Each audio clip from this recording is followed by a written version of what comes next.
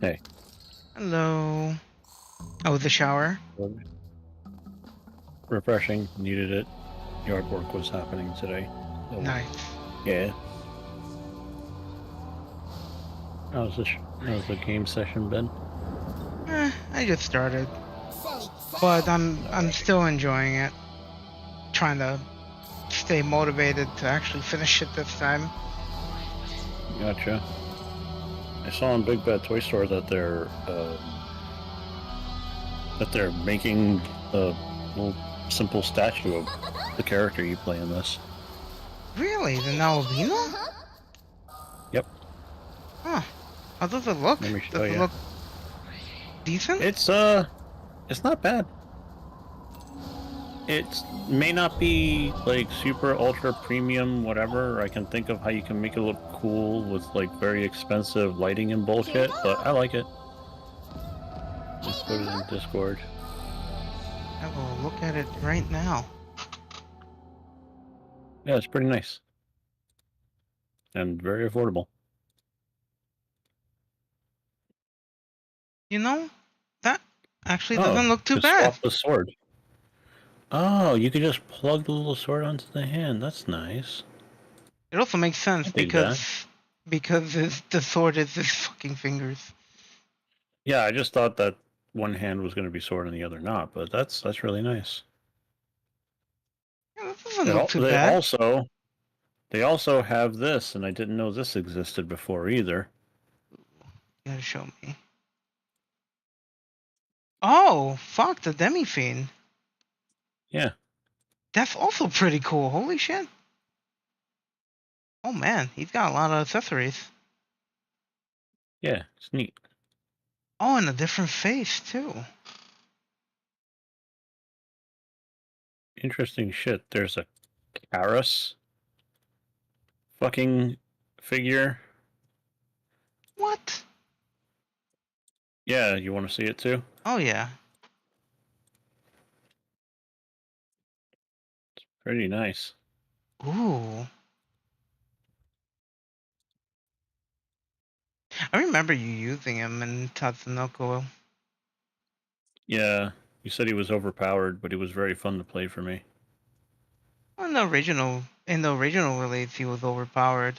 I remember them nerfing a lot of the arcade version characters that were overpowered in our release, but Uh, they weren't useless. and here is a character I never thought would get anything. You're going to be very surprised. Hey, Sora, and yeah, SMT Vengeance is really fun. A lot of the quality of life I'm really enjoying. It really does feel way more complete and and better. Oh my god, it's fucking nameless. Yeah, I can't believe it either. It's so weird because he was supposed to replace K49 and then K49 came back as Cronin. Mm-hmm. We will never know the true story behind the whole thing with K49 because SNK is denying the fact that it was ever because of what's the name of the I'm damn. My mental capacity is really low. I'm sorry. Name of Akira. yeah. What about it? Well, SNK was denying the fact that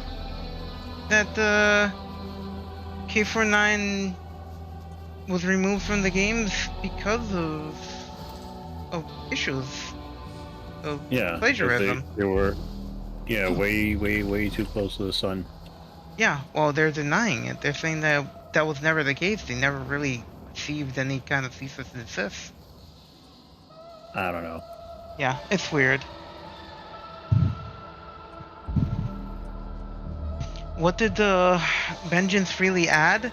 Oh, well, there's like demons in places they originally. There's some new demons here and there that weren't in the original.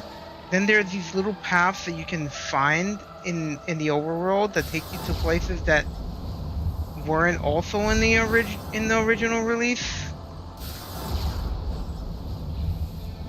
With a ton of new side quests scattered everywhere. There's also the Demon Haunt that they added. It's not fast travel, it's more like places on the map that seemed like you could go there in the original, but you never did, now have content in them. Then there's the Demon Haunt, which is a new little spot where all the demons you have in your party gather, and you can talk to them and give them gifts and befriend them for bonuses and other little things, plus story details. So this little bench right here, you can sit and defuse and talk to Aogami.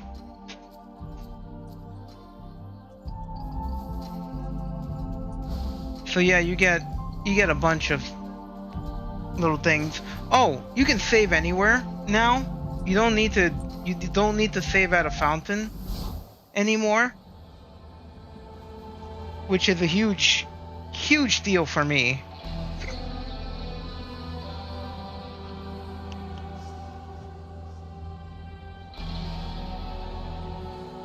Pretty much.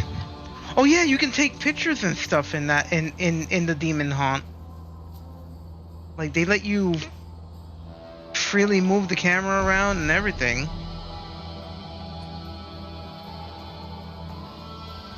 Before you didn't really care too much about the demons you had on your party, but now they actually try to make you care if you want to get extra stuff.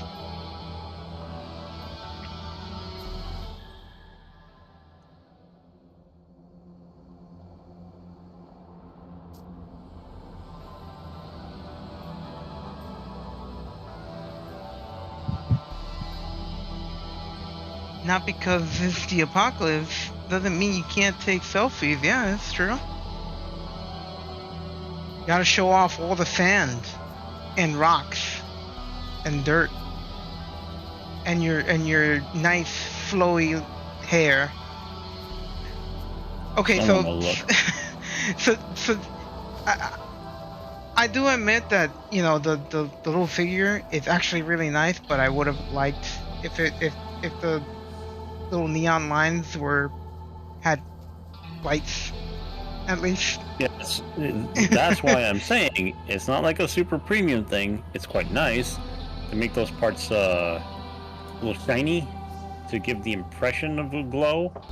But yeah, I'm sure that if they wanted to, they could commission a line of statues and they could be like 150 to 200 bucks, and they can have replaceable parts and it can like glow all over and have this really nice stand and shit. We'll have to see. Yeah, but it does look nice. It does definitely look nice, I will admit. Well, I don't know why they would have changed the sprinting animation. It's the Naruto run. Why would they have? We are weird. Fighting dreamers. It's not like this game didn't have to deal with shit the way Devil May Cry did. They could have just given us a slapdash port job, but they didn't really do that.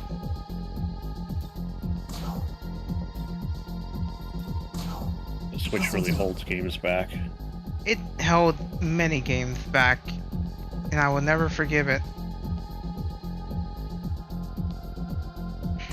I understand that people really like the portability, and I'm not gonna fault them for that, but man.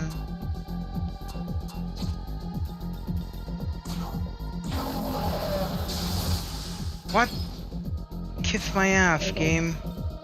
I don't care for quality being that neutered. Especially when it affects the quality of games on other platforms, because that's another reason it holds games back. I sometimes imagine what Frontiers could have been like if it didn't have to be on a Switch as well. Maybe that's also part of the reason why its draw distance and pop-in is so bad. When you have to do it for every platform to make money, yeah. You want to change the music before you attack the monsters? No, Wait, you didn't what? change the music. That's like a specific track for Mitamas.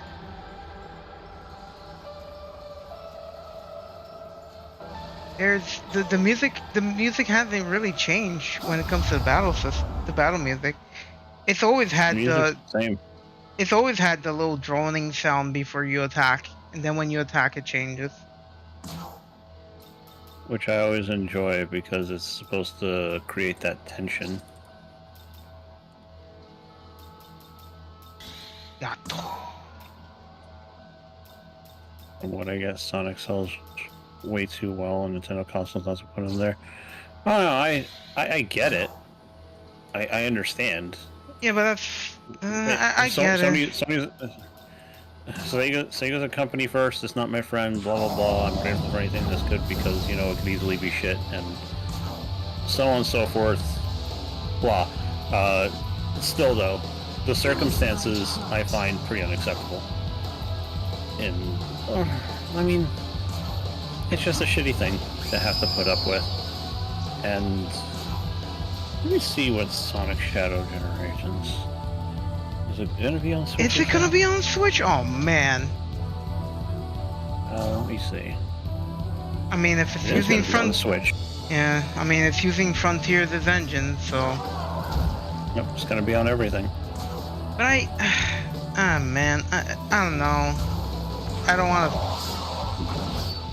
I'm not Like, gonna think about like anything. I'm just gonna wait and see. That's it. I'm gonna be like one of these people who's gonna go and analyze the trailer and then give my thoughts and be like, "This is evidence." No, shut. I know that. Yeah. People didn't like the graphics in Sonic Superstars, and I'm pretty sure that was held back by the Switch too. Sorry, I gotta amend my statement.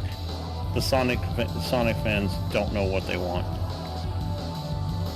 You simply don't. Shadow Generations does look pretty fun, so I'm holding hope that it is. Just gotta wait and see. When people are like, "Ooh, the Sonic cycle," like, shut up. Actually, I haven't heard of that in a while. That's because I think they've been doing better with their media in general. They're doing better, yet people still feel like, I don't know, they're playing it too safe. It's too bland, and Sonic's character has been assassinated or whatever. I don't know. You have like these really polarized fan factions. And it's really stupid. Honestly, at this point, it feels like the Sonic cycle is just bullshit. It is bullshit. It's been bullshit. There have been lots of good Sonic games. Sonic was kind of crappy for a little while, and then it stopped being crappy. It hit dirt with 2006, which, like, yes, blah blah blah, worst game ever, I guess, because I never played a worse game. And then, like, they had to claw their way back up, and I'm glad they did. And when they got out of that hole, they made something pretty fucking good and experimental. But also, Sonic Superstars graphics are not great because it was developed pretty quickly. I don't know, was it? I don't know. And I really don't understand what the problem with the graphics is at all. There's nothing wrong with how the game looks. The thing about whether Wonder, why does Mario Wonder why does it have to be compared to Mario Wonder like that? This is another problem. You play Sonic to be Sonic. It's going to have its own identity, including the art style.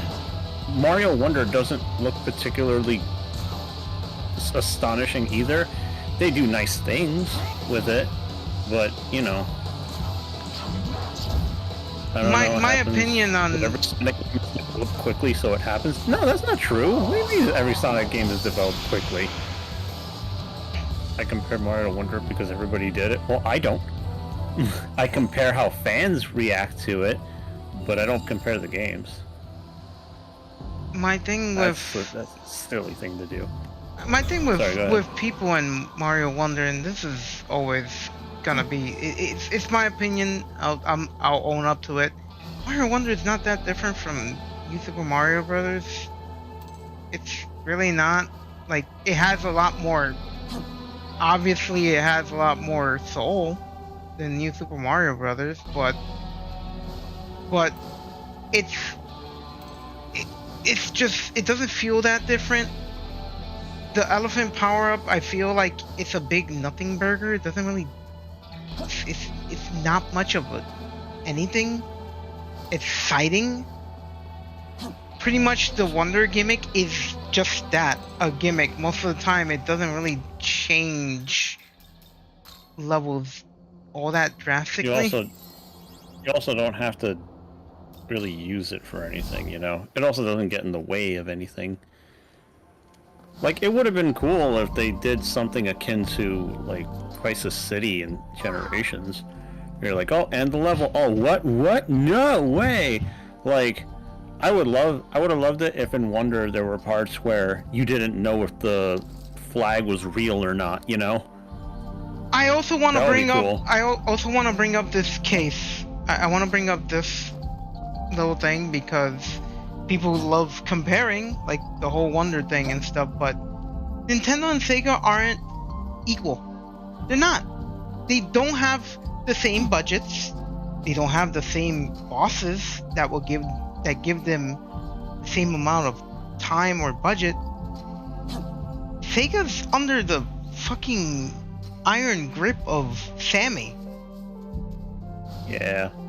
It's a miracle. Sega's It's a been through a miracle. lot of shit. They had to lie and do a whole bunch of stuff just to get Frontiers to be made their way. Yep.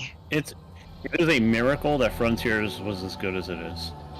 And an even huger miracle that we got so much more out of it for nothing. And I would have bought the stuff, and people would have bought it, but they were like, let's do it for free. That's fucking astonishing.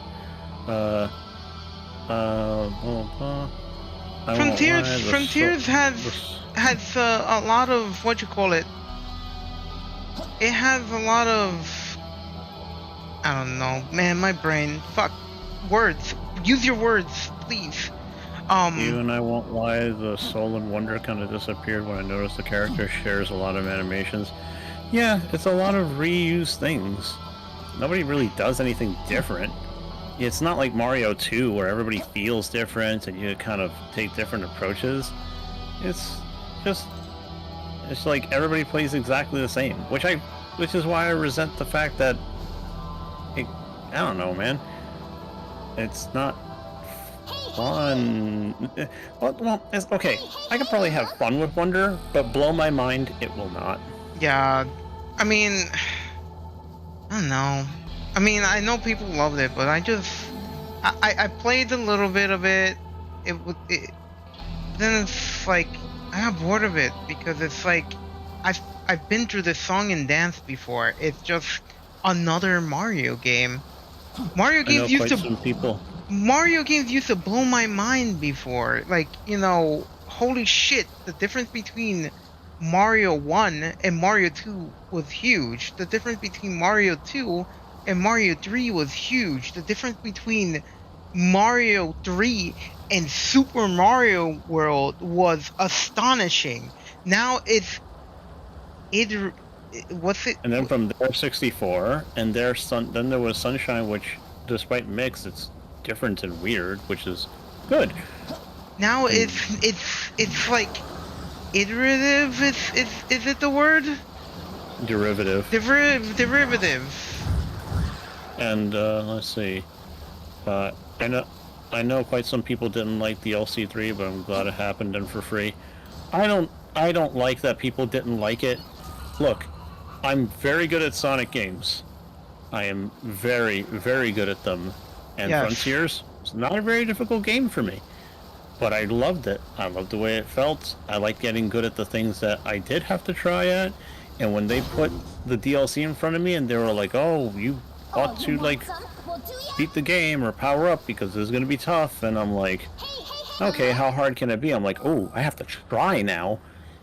And that was really satisfying. Incredibly satisfying. I liked the challenge. I really do. Because I've been playing the game since I was 8. I've been playing the games for like 30 fucking years. So seeing something like that really made me put my all into it. That in order to finally beat that DLC, I had to put myself through the ringer, and I finally did it. Felt fucking awesome. I actually saw him do that trial with the perfect parries. Yeah, it was brutal, but I loved it. And then people are like, "Oh, it's too hard." Hello, actually, just try, man. I just think it's Like weird that people would complain that the game is too easy, and then when you get a challenge, it's too much. the difficulty spike was massive if you played the game like you have to. The game teaches you one thing: if you're going to fight, make sure you're committed to understanding you'll get your ass whooped. So do the things that don't involve fighting. I think the platforming challenges were really hard, but the funny thing about the whole difficulty spike thing is, after just a little bit of effort, it becomes fucking pointless, and every character you play with becomes a god. Every single one. Yeah. Especially Tails. Especially Tails. You finally get to Tails, and I thought Knuckles was broken, but I'm like, nope, Tails is here. Tails doesn't care about trying. He's got this all figured out. And then, like, oh no, the boss gauntlet is too hard. I've never played a game that made me time my shit and do combat. Well, this is your chance, everybody. I love the tower climbing, and I like the new cyberspace. New cyberspace was also very fucking hard, and I love it. That shit was the developers being like, let's do some wild stuff, and it's beautiful. And new music. They didn't have to do that either, but the new mixes are really fucking fun. Oh, I love the new mixes. They're so good. Tails Mech is so broken. It is, yeah, it trivializes everything, but it's very satisfying because you do go through a lot of shit for it. But even before then, it's, I don't know, man. It's just really the hardest thing was. The hardest thing really was like a few of the overworld challenges and doing the boss gauntlet. And I thought the boss gauntlet was going to be harder.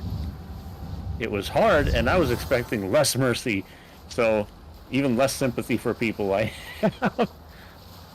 The one thing I don't like about the cyberspace was the animal collecting in there, because they're too small and too tedious to find them. I mean, you don't have to do it. I want to do it, so I do it. Nobody has to do it. But if you want 100% something, when is it? It's rarely not tedious to try and 100% something. Like, I don't see the difference between finding it hard to search for little creatures versus 10,000 attempts to get just under like the developer time or some shit. You know what I mean? There's no real difference. One is also technically easier than the other. I know I'm saying a lot of stuff, and I know this is your stream. But like, Hey, it's everybody's stream. That's why I stream. To socialize, baby. I definitely didn't bother to find them. I just wish it was a little differently made. Hey, you can give you a little fucking knuckle sensory. How about that, huh? I do gotta say, finding the animals was tough in a couple of stages. There's this one, I forget which one exactly, but I could point it out if I was ever in it. Like, damn, man, I couldn't fucking find it. When I did, I was like, oh, okay, good. You can't stay away from me forever. Socializing is Mewtwo's favorite food. Socializing can it be eaten? It can manifest food.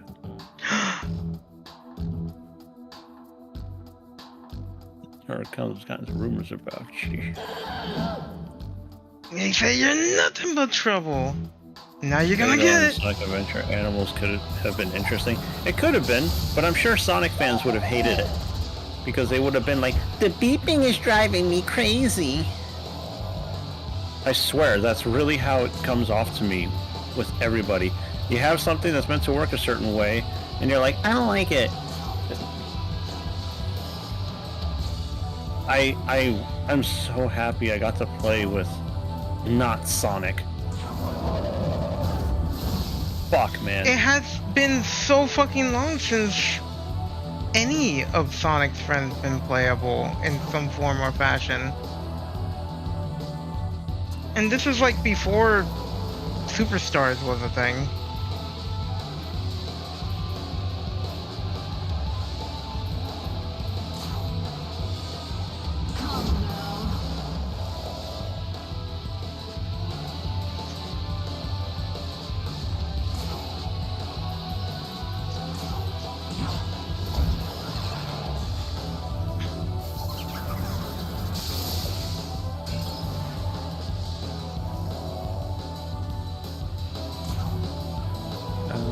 Also, the call back to Sonic Adventure 1 with having to do the races, the Phantom Tales. Yeah, great stuff. Except this one where you have to win them as Sonic. Oh, I don't even remember. I have a problem with that. Do you wish Amy used more of her hammer instead of the cards? I mean, sure, but it was cyberspace and they had fun. They were not corporeal, so why not have magic cards? She's probably never going to do that again.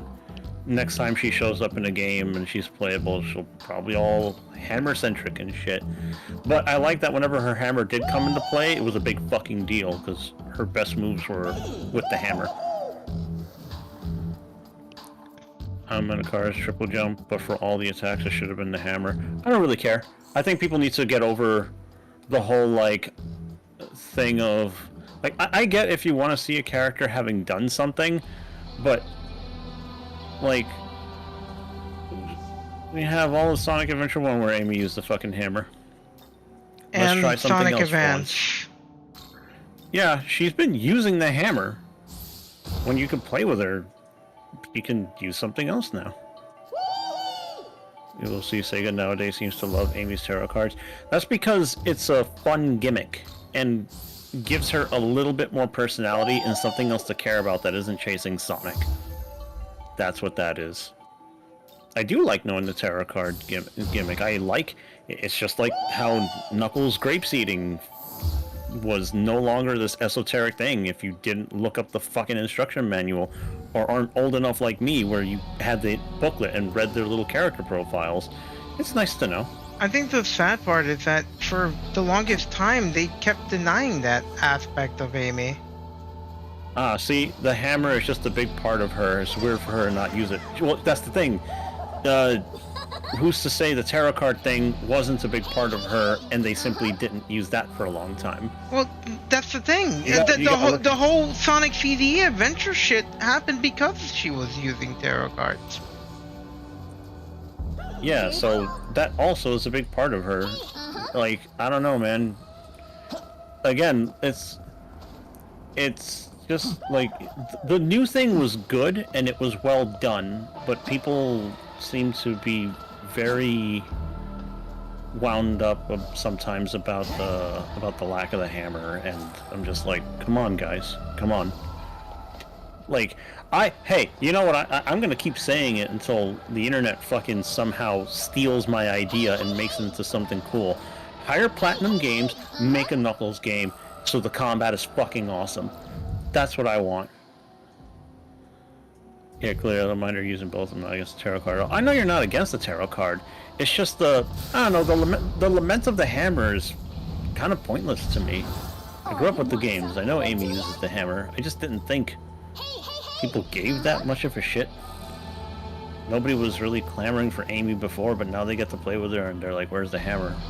Like, oh, okay. I mean, before that, she was the butt of a bunch of jokes. Sonic fans are fucking terrible. I think it's just I just think it's just the Sonic fans on the internet because they're incredibly vocal. I have been like near people who talk to me to my face about Sonic, and I have had mixed impressions. I remember when Knuckles got redesigned for Boom, and anybody who looked at me who could tell I was a Sonic fan or knew me, they're like, so, tell me how you feel about the design, and I would just look them dead in the face and say, I like it. And they would have to eat that. Hire Platinum Games to do combat overall in the next game. I don't... No, actually, they should not. What my first recommendation, if you want to keep things in-house, is you hire the Yakuza team. Oh my god. I forgot. I would say get devs from the Yakuza games to flesh out the combat for Frontiers. It would make it so unnecessarily cool.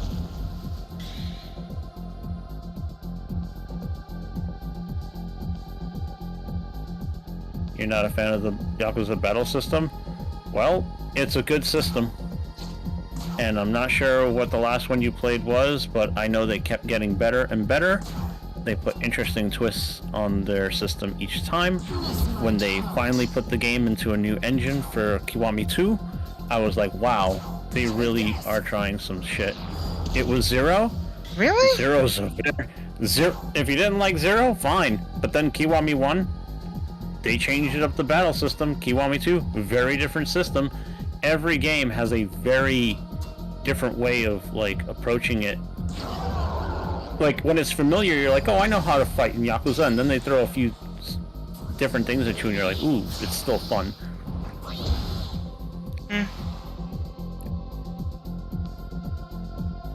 Battle system is the thing about the Yakuza battle system is that it leans towards like them arcadey beat 'em up style days that, you know, like Streets of Rage and stuff. The presentations in those battles are indeed super cool. Yeah, they're oh my god, they know how to. You gotta trust me. If you didn't care about the story, you don't like it or whatever, fine. But if you would at least look at Kiwami 2's gameplay, man, that shit was so smooth. Random encounters became like way more seamless. The combat is like really ultra smooth. It's very fluid, but still very kinetic. I think they could do it. I can imagine Sonic running by an encounter and doing like a little scene where he like does a quick U-turn or some shit and like goes immediately into the fighting stance, and the camera sets up like in one fell swoop and like boom boom boom, you know, you got your lock on, you got this, you got that, you got your meter so you can do fucked up things to the enemies. You could probably do environmental things like, oh, you know, here's like they're near a rock, press this button and it'll do like a fucking awesome attack that maybe you just like time a button press for extra damage or something. It's like they could make Sonic Frontiers type combat and setting extremely cool, especially since they work with open world settings and they know how to fill them up with shit. Be the best. You know, actually, best. One game that the Yakuza team made that I think everyone seems to forget is Fist of the North Star. Oh yeah, I didn't finish it. I got really, really far, but I got so caught up in trying to do all the side missions that I couldn't bear to just beat the game. And I could have just plowed to the end, but I'm like, no, there's more stuff to find, and I forgot to beat it.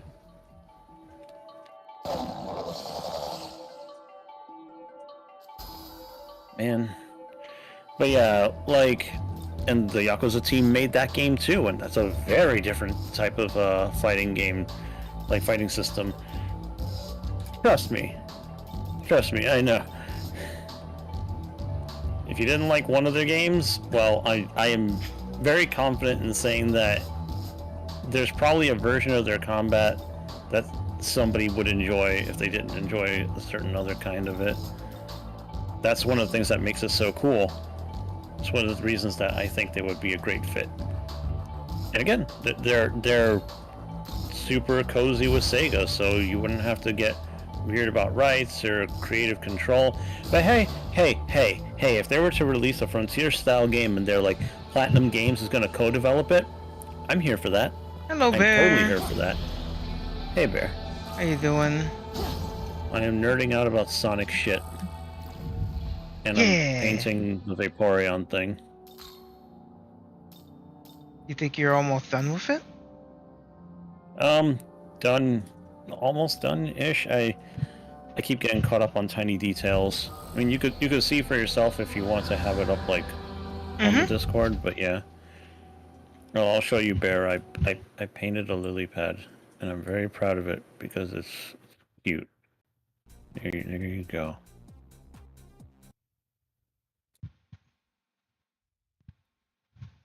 Oh man, the colors are really good on that. Colors are better now that my tablet's colors aren't all fuckled into chuckle. It Anyway, looks Sora, really good. I'd like you to know that I bear no animosity toward you or your opinions. Even though I keep saying Sonic fans are a blight, I do know how to discriminate between the people that I think don't suck and the people that do.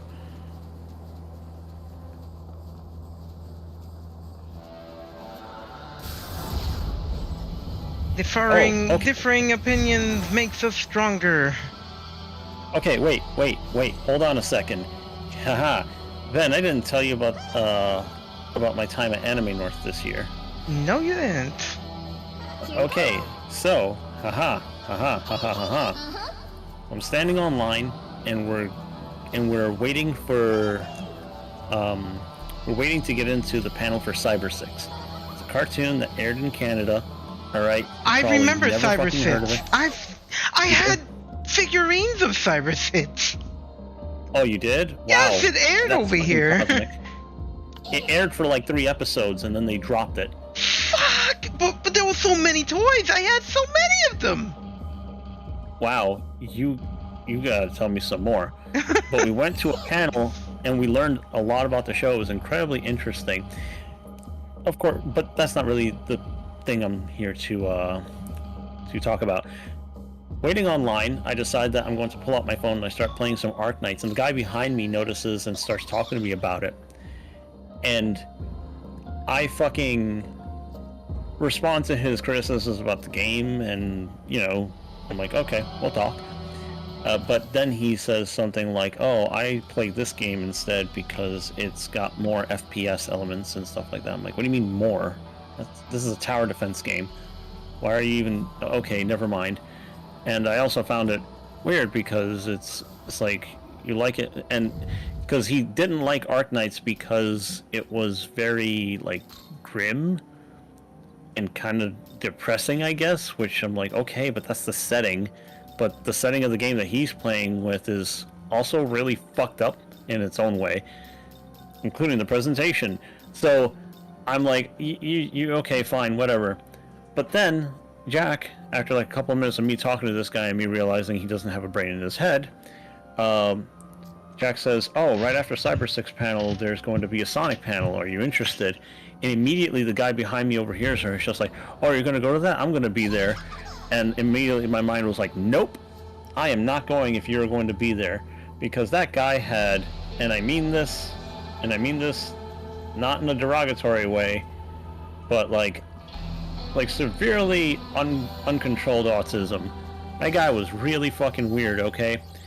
And that extended into the panel. So I sat on the aisle seat. Jack sat next to me, so we were very close to one of the inner aisles. And the guy decided to sit right next to her. We would periodically try to talk across her to me during the panel, which were kind of like, oh my god, don't do this. There were times during the panel where the presenter would say, we're not going to keep this thing we're not going to read this whole thing because it's a lot of text and we have a lot to cover, but you can take a photo of it and read it on your own time. And this guy gets up, moves across us, walks to the front of the room in front of the projector to take a picture of the stuff on the fucking screen. And they're telling him, please do not stand in front of the projector. He kept raising his hand to try to give questions, and it was like about 2 or 3 times the presenter had to be like, we are not taking questions because we have a ton of stuff to go through. We don't have time for it. And like he just kept trying to do it. And they had to keep shutting him down. And then finally got to the end of the presentation. He was awkward. He had walked across like a bunch of fucking times. He kept trying to raise his hand to say something. And then when the mic finally opened up for people to ask questions, he goes up, he starts saying whatever, and then the presenter's like, okay, that's real nice, but like, what's your question? And then he says, oh, I didn't have a question. Oh. So he just wanted to be up there to talk. So we stayed a little bit longer to listen to some of the people, but the guy sits back down next to us, and then a little bit after he decides to get up and go. He's like, "Oh, I'm going to the Sonic panel. Are you going to be going?" In my brain, I'm like, and I was like, "Nah, man, I don't think I'm going to be able to make it." And his response to that was, "Oh, don't worry, get some coffee in you and you'll be all right." And I'm like, sure, whatever.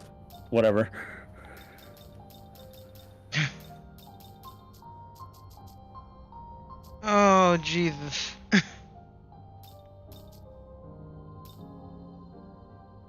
Pokemon fans, God. I think they might be. A Pokemon fan is not easy on the internet. Oh, I think Pokemon fans are worse, but that's just like my personal experience. I don't never join a group that has a name. Mm-hmm. I'm a fan of Sonic games. I can be a Sonic. You can describe me as a Sonic fan. There's no other way to really use the language to do it, but I don't like being lumped in with those people. Are you registered? I Also, somebody who likes really consider myself part of any community. I just rather not. Are you? I just like things. Okay. You was gonna say sorry. Oh no, I don't know, just variations of that. It's just also funny because I have kind of enjoyed Pokemon a bit lately, but in a really distant way, because I have not been into Pokemon the way some people have stayed into it for a long time. Like, I remember when I was going to GameStop and GameStop was new, and I saw Pokemon like Pearl and Diamond on the rack, and my reaction was, "Oh my god, they're still making Pokemon games." I had no idea. I just stopped giving a shit. And now it's very clear that I can't fucking get away from it. It's as big now as it ever was, and it's so crazy. It is kind of crazy. People thought it was gonna be a fad, and to some people, it is. But well, it's not a fad. It's like it's cultural zeitgeist these days. There's no fucking escaping the fact that Pokemon means something. It's like Star Wars. Like, everybody knows what a Star Wars is. Star Wars. I wanted to say Star Wars.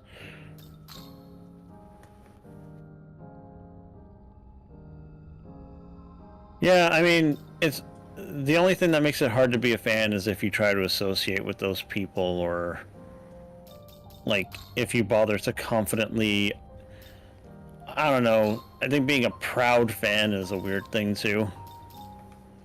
You enjoy the content like many others do. Star Wars. Star Wars, Lois. Star Wars. I told you to put it back in the fucking VCR. It's the only way I want to watch it. You never fucking get that, do you, Lois? God, what the fuck is that impression?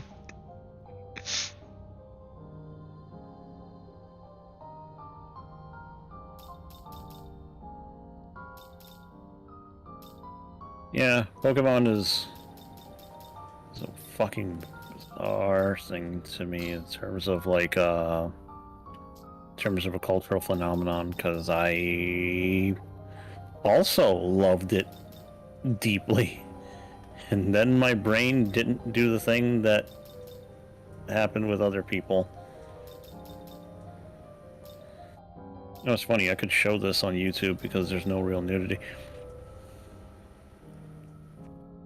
Can't say that about a lot of things I paint. Boo, zing! Haha. I could put it in a corner. Yeah! Pokemon is the biggest franchise of all time, that's all. Kinda, yeah. It's fucked up. It kinda doesn't deserve it now. It did for a little while. It doesn't really now. Fuck. Yeah. Yeah, unfortunately. Ah, water. Agua. I love Knight Rider.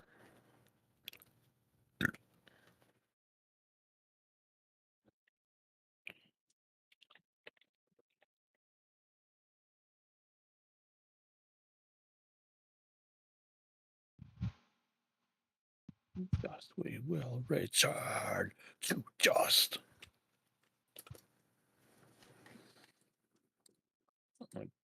Get you copyright struck by singing songs. Yeah. I love being copyright struck.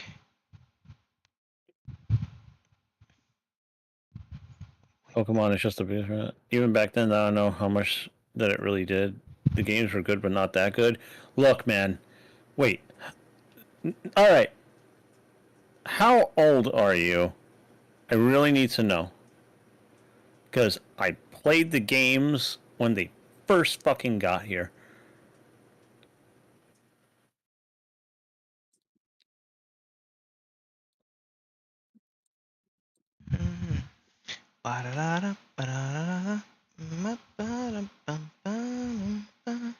Trying to get this to work. Oh, great. I don't fucking worry about it. Just play the game. Well, what if I want to? Huh? Well, if you want to, then that is dandy.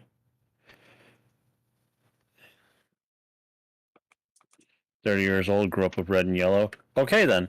Well, then, you could say they're not that good in retrospect, but you know how fucking how that hit the idea. Like, I don't know, the presentation, the ease of access. It was deep enough that it made you feel like you were really learning shit. Now it's so internalized. You're like, oh, I get it, and you could play any game at a basic level. You could play any of those entries, but that shit was new to a lot of people. There wasn't like an RPG you could carry around and like talk about with friends in the same way. People like I was way less likely to talk to anybody about some like Final Fantasy and be like, "Oh yeah, I played it too," or like, "Oh, you want to see my whatever." It was a very because it was a very social experience too, the way it was fucking sold to us. So, regardless of how good the game itself was, it did a lot of things that other games really failed to do.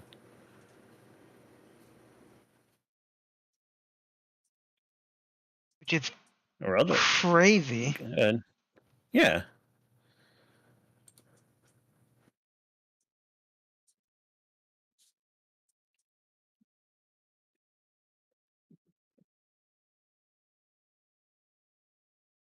OBS just not like Discord. Oh, I clearly can't. I I can't understand. even. I can't even see the window on to find it. That's so weird. It is weird. Oh, clearly I understand why it worked well. Just, I don't know, in retrospect, I mostly see that the marketing was impressive. Well, that's part of it. But again, there wasn't really anything quite like that which kicked off in that way. The designs were there, the setting was there, the marketing was really fucking good. There was like cool stuff you wanted to buy. You know, it everything was just fucking perfect for it. And then they came out with fucking gold and silver and you're like, "Ooh, more." Like the best fucking sequels in the entire series to me still. Not because they were even like mind blowing game experiences, but simply like how it was the very definition of a sequel of you got more and way more than anybody bargained for. Sequels, you're like, oh, look at all this new stuff, and it's great. But then, what do you mean it's the first and the second game in one cartridge with more stuff? Like, fuck, man, that's awesome. Never got that magic again, you know? Yeah, I really did wish they'd expand on that, but they never really did. But now they really can't because Yeah. Pokemon's too big.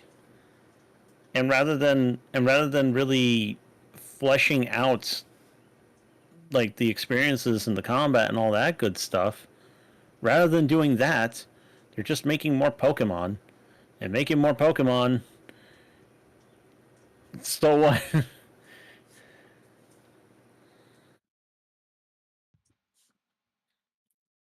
I understand why it worked. It's just that I don't know. I'm retrospect. Oh, wait, sorry, that was the same comment. Anyway, yeah, I understand that it wasn't this wonderful breakthrough in innovation in video games, but it did manage to do a few things very well, and happened to be backed up with enough like money and time. To be fair, Kanto was so cut down compared to how it was in the first iteration. I mean, you They still got have to to. go through the entire thing. You still got to go through the entire thing pretty much. Yeah. That's like I don't see the problem with that. There we go. That's what he's working on, even if it's a small window. I'm glad they're instead focusing on one region instead of bringing the previous one. That would be nice, but the new regions, I don't really give a shit. I haven't given a shit about the regions since like the French one and XY, and I know I would have given a shit more about the New York one, but I don't know. Although there is the one Pokemon game that I found kind of tough. I got blocked at the ground gym, and that pissed me off because I'm like, I don't want to sit here and grind for more. Fuck you. Those are Actually tough games, strong though. Pokemon. I'm glad it stayed tough. God damn. Oh yeah, the colors do look pretty good on stream. Okay, yeah. Thank you, Bear, for helping me with It looks good. It looks so good. It was looking really fucked up, and that was pissing me off. Oh, nope, wrong layer. We gotta start fucking condensing these layers again.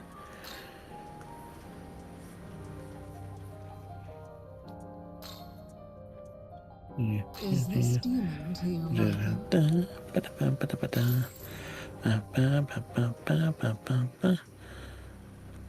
Like SME. Oh, same of the Dungeons and Dragons.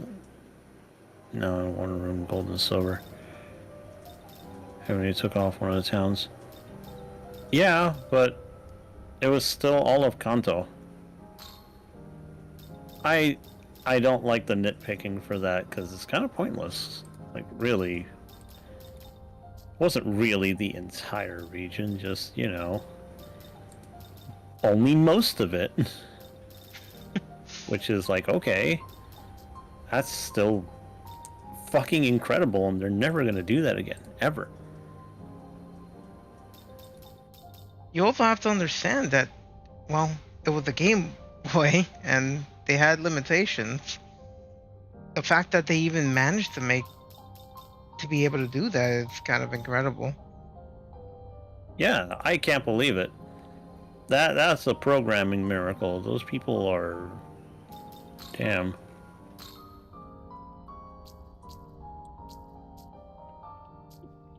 Return.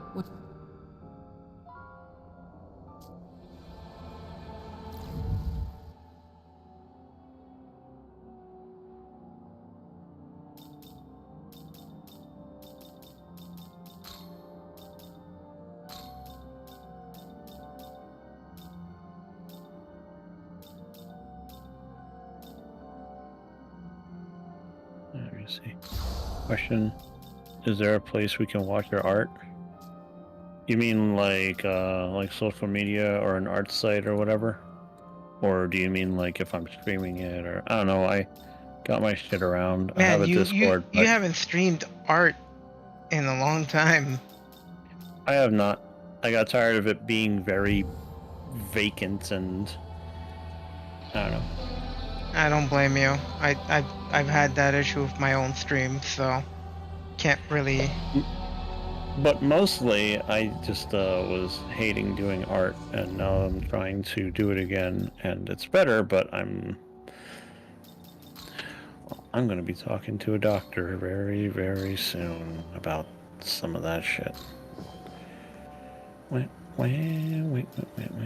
Gotta take it at your own pace. I know the struggles, but I mean, I can relate in my own way. Program Miracle is the fact that Johto is quite small and doesn't have as much roots and dungeons as previous game. But anyway, I understand, but I don't I don't know.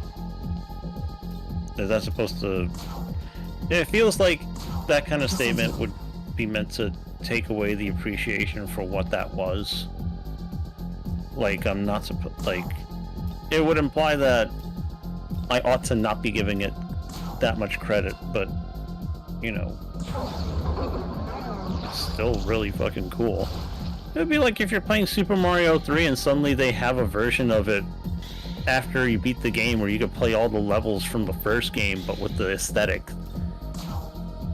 Or at least maybe the first like half of the game. Like that would have been fucking awesome. Here's the thing. I feel like since a lot of people don't really play a lot of games, they just kind of go with what with the most popular stuff. Like the same thing happened to another game that did that came before Pokemon was Dragon Quest II.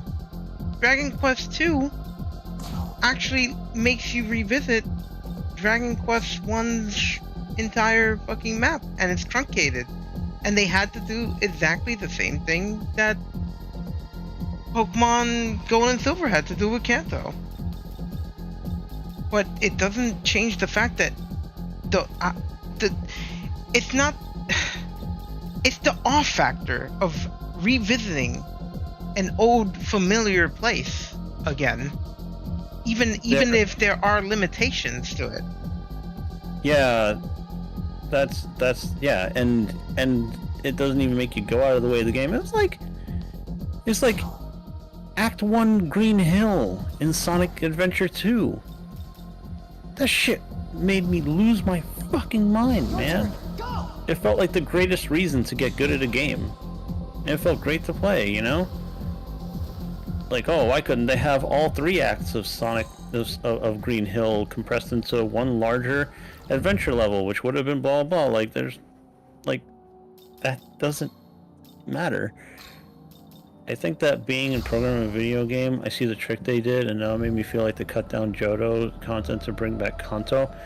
If you're feeling like you were screwed out of like content, then I don't know what to tell you.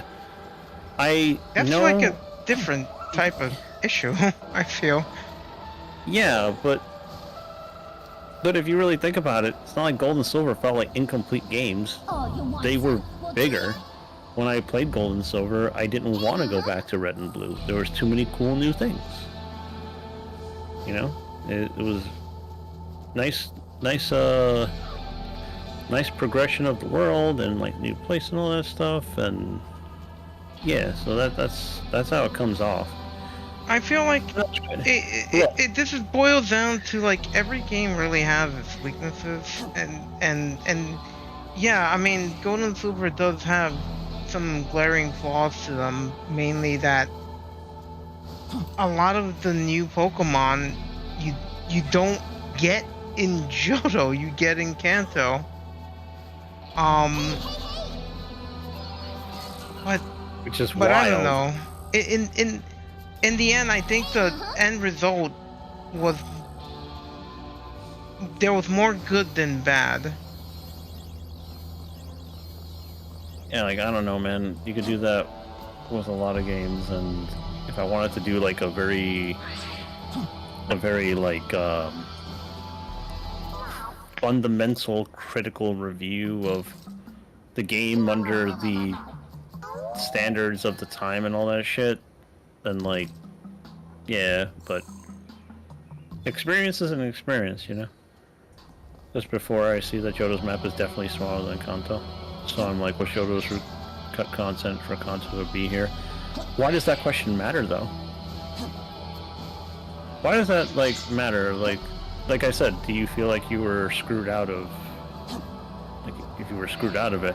And by the way, I do have social media. I have Twitter and Blue Sky and like FA and stuff, and make a lot of porn. So if you're not ready for that, and if you're not ready for the potential strangeness of it, because I don't know what you're into or not into, but you will see that.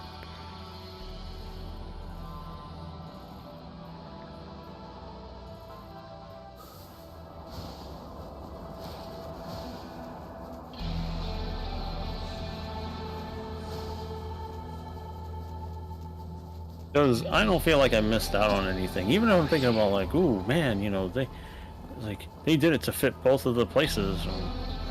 Okay. And if you put them together, that game is still much bigger than the first game, you know? Absolutely. Oh, fuck, what was that?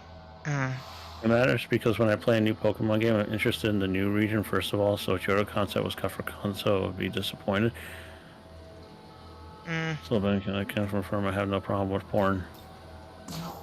Confirm it for me, Ben. Make sure you tell me. Please send me the screenshots of the identification of the... Oh my god! I cannot. Well, it's not just porn, it's the kind of porn I make. Here, whatever. Enjoy.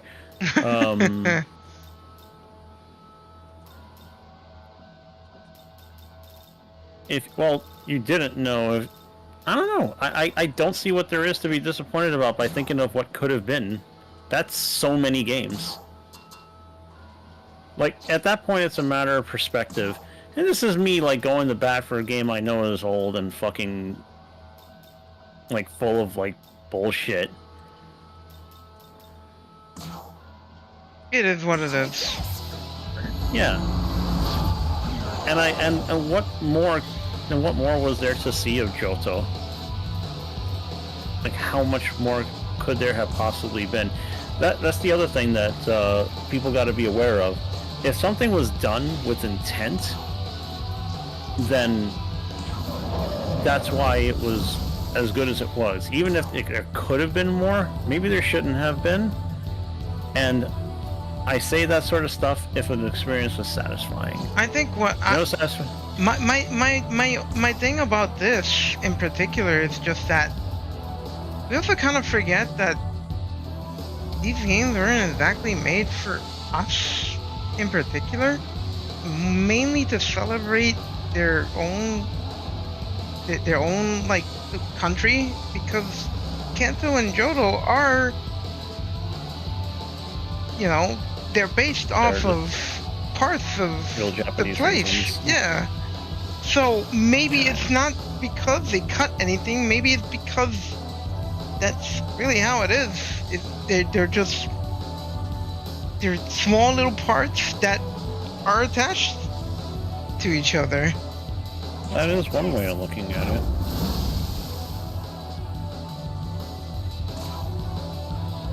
Very interesting. Anyway, I used to love Pokemon, and now I'm just kind of like, take it easy, guys. Take it easy.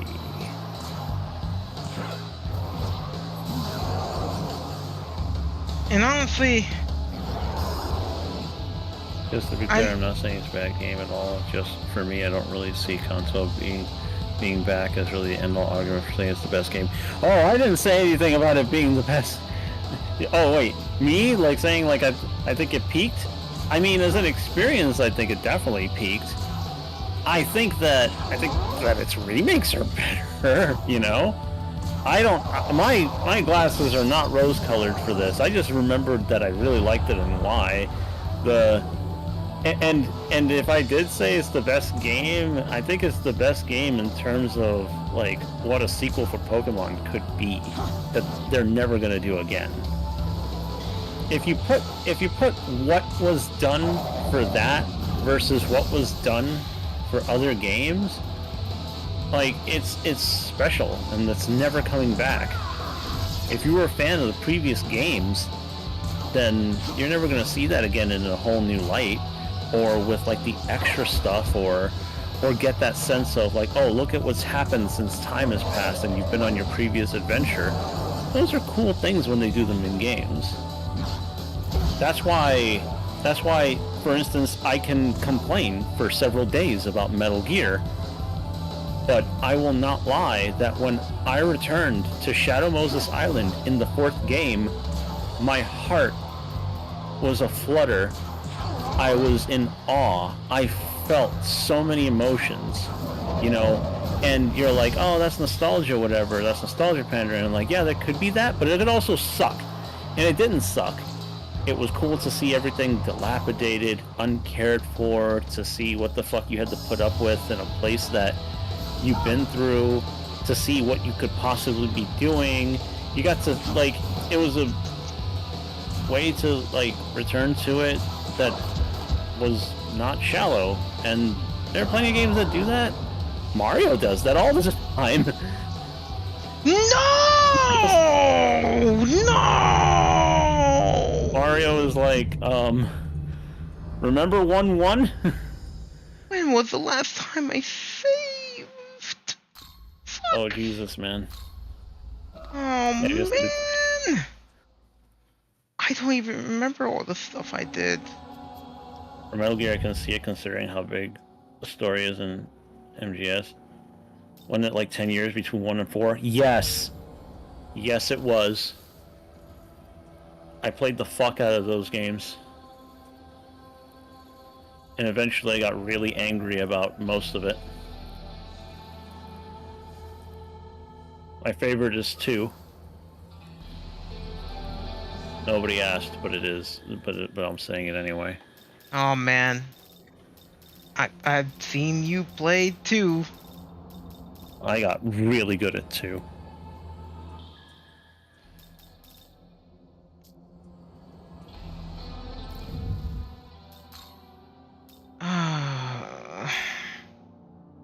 Fuck, man. Just had to throw out a goddamn fucking Mudo. Just had to fucking do it. Just had to fucking do it. I forgot, but like Moodle is It's- instant kill. It's not okay. So it used to be a low, you know, chance of instant killing, right? And it had no other effect. But now in the newer games, it does damage, and if you're weak to it, it has a high chance of instant killing you. Oh, I see. Damn. Mm-hmm. You And played 1, 2, and unfortunately- Rising, not good at stealth game.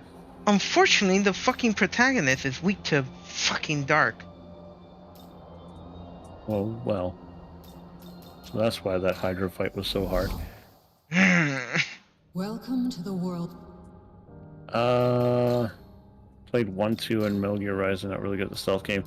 How did you make it through 1 and 2 if you feel like you're not good at the stealth games?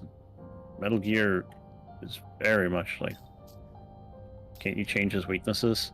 Yes, but I'm trying to find the right opportunity for that. I need a good something decent with less with not too many weaknesses. It was, though. I died a lot in 2 especially. I like stealth. And I also love the slash the fash simulator that Rising is. They both do the things that I really enjoy. Oh, Rising Stealth is a satisfaction. super fun. Yeah. Rising is a game that I also enjoy doing stealth in. I know nobody has to. And I certainly could get away with it because I got good enough at the game. But it was just more fun to be able to sneak up on people, kill, slash them, take their spine, move along. Nobody knows what's going on until I fuck up, and then I kill everyone anyway. And it was good. Yeah, I love 2. 2 is my favorites, and it did a lot of things very well that weren't done again because something must have happened. Also, there's like a gameplay How's this? trailer of the remake of 3 now, and I haven't seen it yet. Really?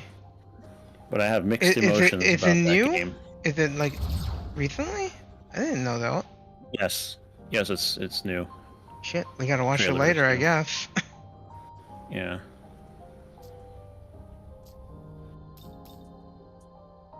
Wow. That's the only thing I can think of anytime I think of 3. I think of 2 things. I think of the long fucking ladder and what a drew, and Yep, a ladder. and fucking Ocelot being mad fucking weird in that game. It's funny because he got slightly less weird as the game went on, but you know, now that I think about it, I feel like I feel like Ocelot's character arc is having the fucking Ameribu beaten out of him slowly until he finally can do something worth his shit.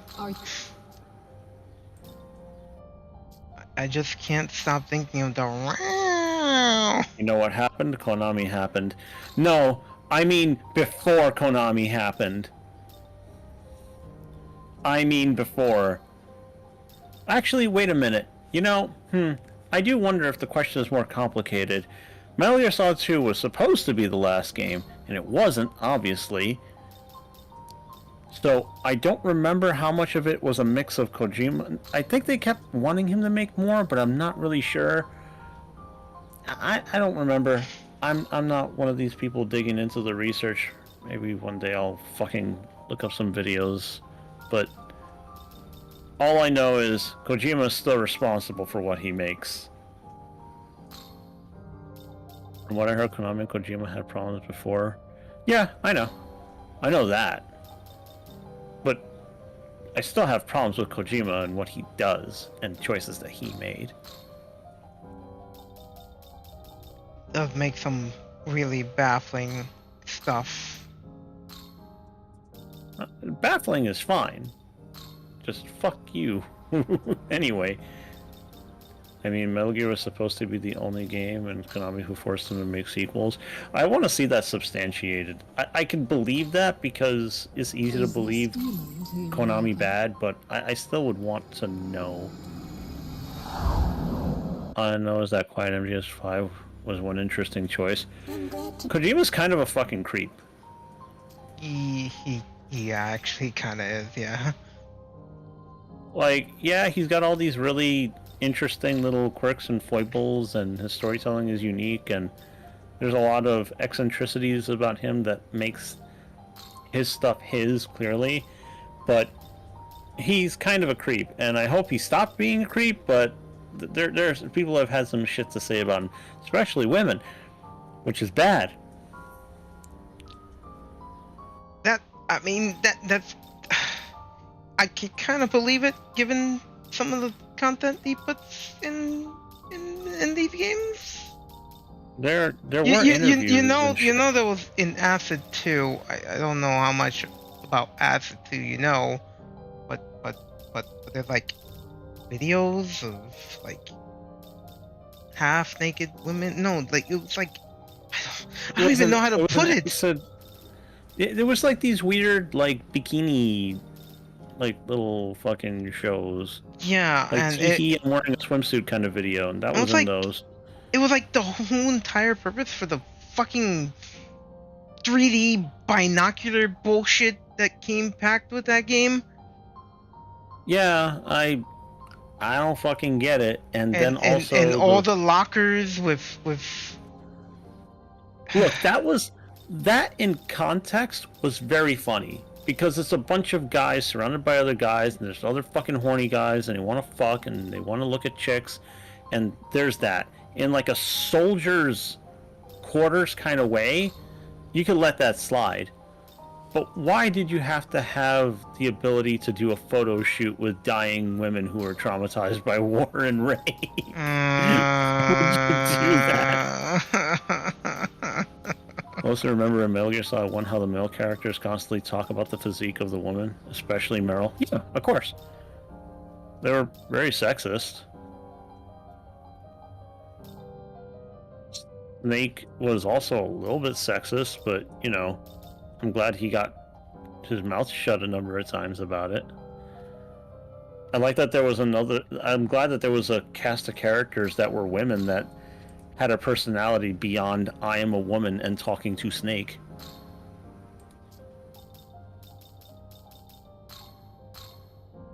Meryl was supposed to be like, what is a woman doing here kind of thing. It was also a popular thing to do because it's like, look, we're subverting the narrative. And I'm glad Meryl was a good character too, but Jesus. Like, later on, when, like, from 3 on, it's like, what is happening? 4 is a very big what is happening kind of game. 4 is where that shit was At its beginning peak? to, like, really ripened. I'm sure that as a woman, I would love Big Boss, but the fact that she was quite often showing her chest from what I saw, he was just constantly trying to seduce him, but you got to be you got to be in first person pretty much for that seduction. So it was really a little less for the character and more for you, the player, which is like, okay. And then you would have to laugh because, like, haha, Big Boss isn't interested. He's more interested in the gun. A teehee, when are you going to show your titty again? Oh, God.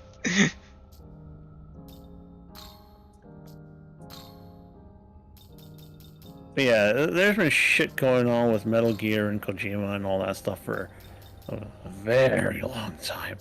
And I do not fucking let that shit slide. And because I was so invested in the story and the characters, and it really made me feel things and think things and all that stuff that Kojima is really, like, known for doing. And then he fucking went and fucked it all up for me. I know the bosses Metal Gear Solid 4 out of reputation, it seemed to be another kind of beast. I liked the general concept, and I liked them, but what they did with them,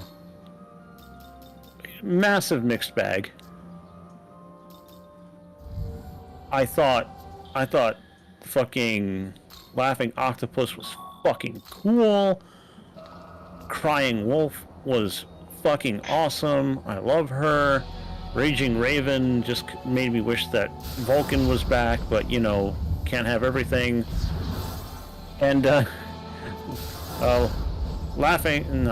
Screaming Mantis just kind of pissed me off because I'm just like, can't you just let Psycho Mantis not come back? Can't you find another psychic kid? You know, it's not like that game didn't have moments, because, fuck, you know, seeing Snake have to go through that fucking microwave was really fucking painful.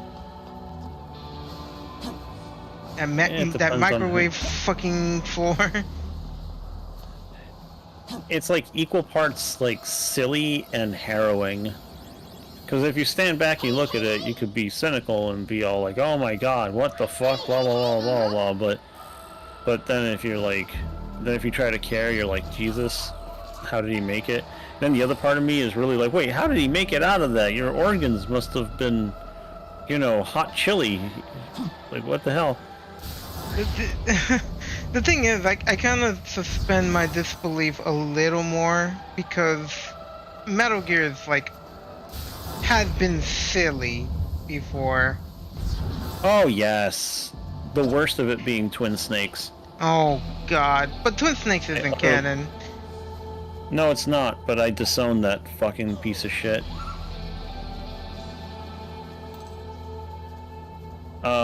At least I heard a lot of good about the finale of the game itself, especially the final battle. Man, I don't know about that. It is. I don't know about that. It is. It is. You know, I think the thing I think about when it comes to the finale of Metal Gear Solid 4 is just the fight between old Snake and Ocelot, that one time fucking Ocelot kisses old Snake. I don't understand that. It doesn't put me off. I just don't understand it. Like, I don't know what that's supposed to symbolize. And you have to wonder what it symbolizes, because Metal Gear does a ton of that shit. He But that's not even idolizes really Snake. He respects him. But that's not even really like the thing that makes me feel weird about the fight so much, as I'm just kind of like, well, okay, you know what? I have to say this. If I look at everything leading up to that fight, I can be really sour about it. But I cannot get over the fact that deep down I like that fight. I really like that fight because it's all like taking you on a trip, and it's incredibly cinematic, and you do have to try. The fight's not terribly brainless, and the way they make you play it, and the way the themes change, and like the drama of it, I can't hate it. I can't. In a bubble, I'm just like, yeah, man. Gets me right there. What if it symbolizes that they're gay? I don't know. What if they are? I think it's weirder. Not that they're gay, but that they're oh, if you take the liquid part very, very seriously, it's incestuous, which is the thing that would bother me. Not that they're gay. God, you had the better gene. Also, I wouldn't say that Snake is gay. He'd be bisexual, because he likes women. He does. He very much likes women. But is he bi is the question, not gay.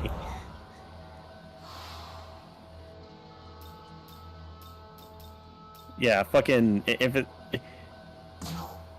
Like, the question would be like, is Ocelot gay? That's the question. Is Ocelot gay for Snake? Don't know. But it's weirder, because he hypnotized himself into believing he was liquid. Fuck you. Fuck you. Fuck you.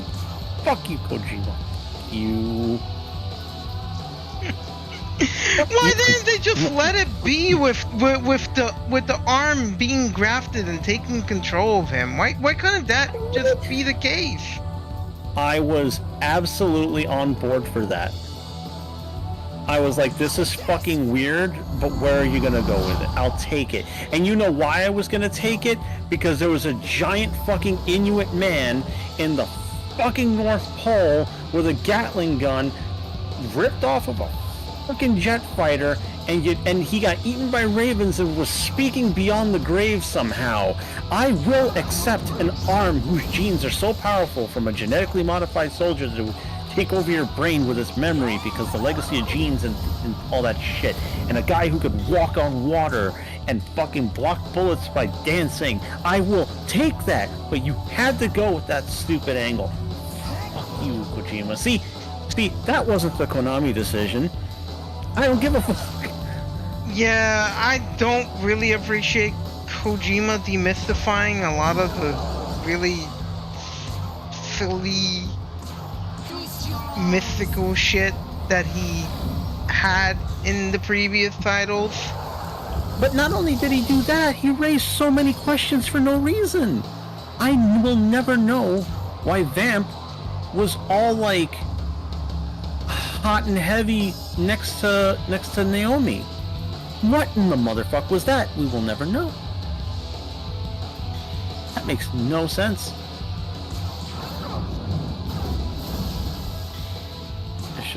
It's just a joke on how Metal Gear Solid can be looked as a big yaoi with a lot of sexism to make it look straight.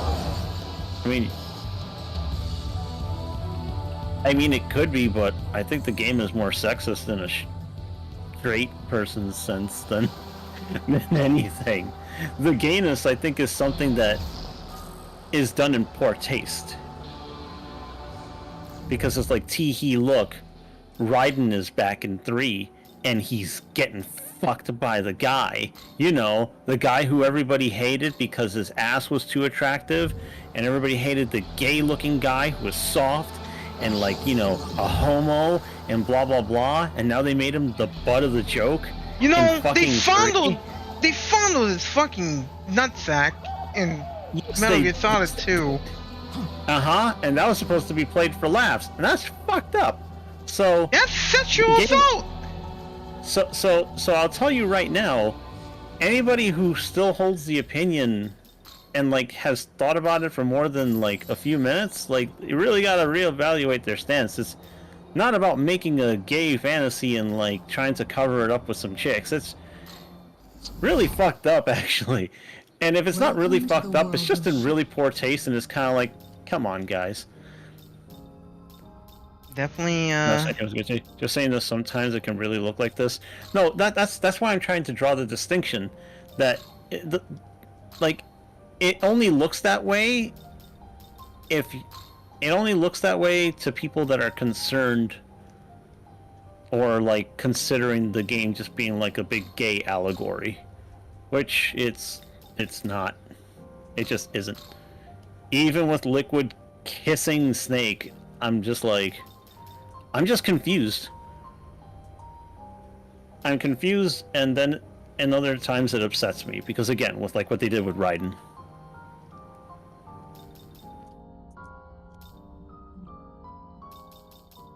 Focusing on this has been difficult, but it's going along. What else can I possibly do with the water? Oh wait, that's right. I was given a little piece of advice by Bear the other night. We'll try to do that. The idea of they are flowing. Yeah, flowing slowly, flowing into the light. Flowing into the light. Disappearing.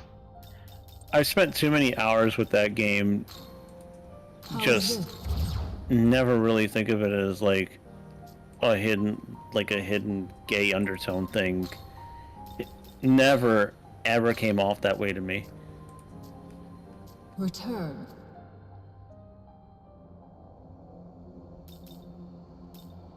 I think really the gayness thing just comes from when Raiden got introduced, and like he was almost universally hated. Because he started to, I bet you anything, he either was awakening some people and they hated it, or they were just like really like, oh man, his ass is really attractive, and I hate that I think that, and that's Raiden's fault. And that's Kojima's fault.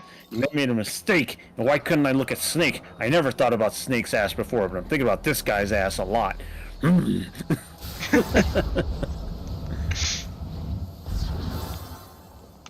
When you talk about Snake's ass, now I only think of the fact that they nerfed Snake's ass from one Smash Brothers to another. Just lost all shape. Man's flat as fuck. He's fucking Hank Hill.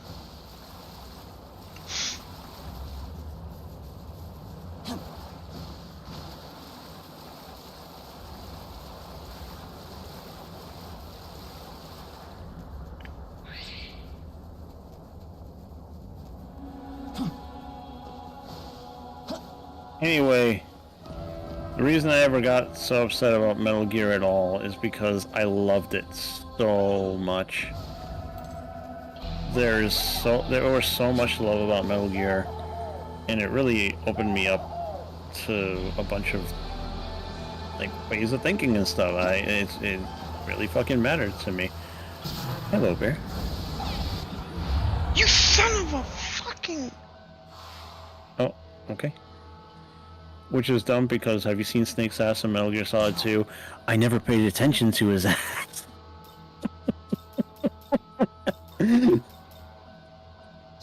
I never bothered to pay attention to his ass. And maybe you should have. I never was paying attention to the asses until they complained about Raiden's ass. His shapely, well-toned ass.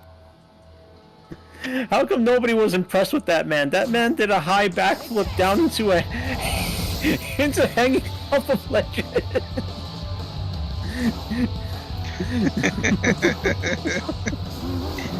Raiden was like a freak of an athlete, man.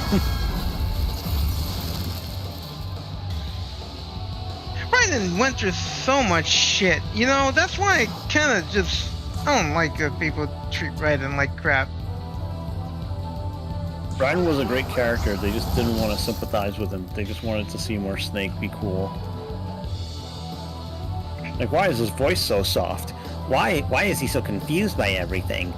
Why is he such a fucking baby, man? Oh my god. I mean, why? Like, oh, so you can't empathize with him, that if you were in his situation, you'd be totally fucking cool with it.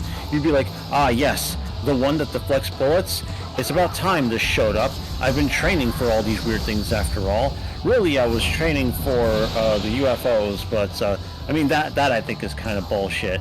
But, you know, walking Deus Ex Machinas? That's... yeah. Ready for that. Yeah. Everybody should be ready for that. I should be ready to take down a billion rays. So cool. Should be able to take that down. I should be able to do all kinds of shit. Yeah. You know, motherfucker rose to the occasion several times despite, you know, being constantly confused and not knowing what the fuck was happening. And, everyone just kept him in the dark constantly. Of course he was gonna ask questions. Yeah, nobody trusted him. Nobody fucking gave him anything to work with. He was just... He went through so much shit. And instead people were like, oh, I hate him. He's good. Like, yeah, alright. Why is he confused by everything? Right, as if Snake had any ideas what was happening on Shadow Moses, he wasn't constantly asking. Yes, exactly! Exactly! You are absolutely correct. He would call in and was like, Colonel, what the fuck is this mind control shit? Colonel, what the like, Colonel, is there somebody seriously sniping at me in this snowstorm? Colonel, what the fuck is wrong with this guy in this stupid fucking 6-shooter? Colonel, what the fuck is this robot guy who's talking to me like he fucking knows me? You know, it was... You're right. You're absolutely right. Also, Raiden's mission is objectively way more complicated than Snake's and Shadow Moses. I would say the reason it was more complicated was because they fucking didn't tell him everything. And everybody that could like, unlike Snake, when Snake found an ally, they just helped him. But when Raiden found somebody, everybody gave him shit. They're like, who are you and what are you doing here? You know, but with Snake, it's like, you're the legendary Solid Snake. Holy shit, I want to suck your dick. Like, come on, man. This is very true, actually. You know, Raiden also had to be groped by the fucking president. Yeah.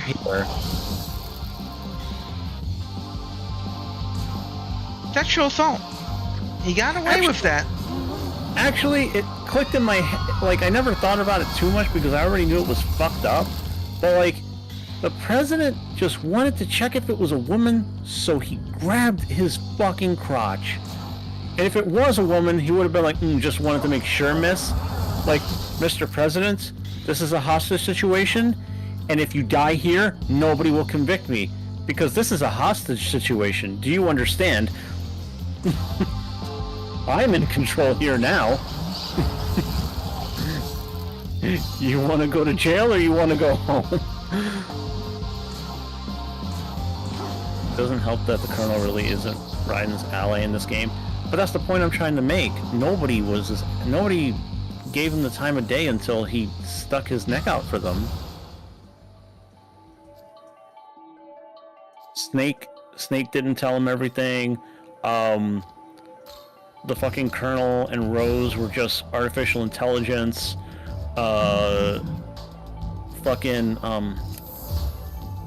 Stillman, Peter Stillman, the bomb expert, didn't want to fucking know him. The president didn't trust him. You know, yeah, everybody, and everybody treated him like shit. Everybody. The ninja in that game was like, obviously was like trying to help him, but you know, really clandestine way when what he really needed was fucking answers because he was trying to keep everybody alive. And unfortunately failing at the worst possible times, which really fucked with him. A lot of people died under Raiden's shit. Yeah. That wasn't the case for Snake. Snake canonically got everybody out of there alive except for the people who were clearly trying to kill him. But not Raiden. What was the name of that girl? That girl from that was trying to cross that during the pontoon bridge? Yeah. Oh god, her name starts with an E and I forgot her name. Oh my god, hold on. Hell, Emmerich's sister. God, I feel so bad not knowing. Emma! Fuck me. I was like, Ellie? No, Emma. Emma Emmerich. Emma dying, like, hurt my heart.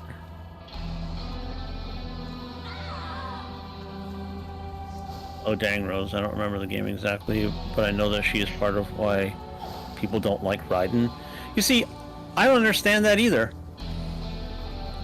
Why would you blame Raiden for a character you don't like? I don't like Rose. But come to think of it, but when you also put it into context, of course Rose wasn't likable. This whole situation was bullshit. He was set up for this, and everything was trying to manipulate him, and just like, I don't know, man. It still didn't make me like Rose. I didn't like her more in 4 either.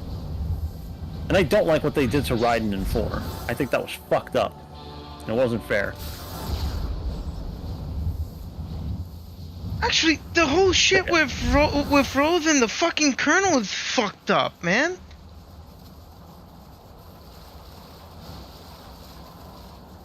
They just fucking hate Raiden, man. I just...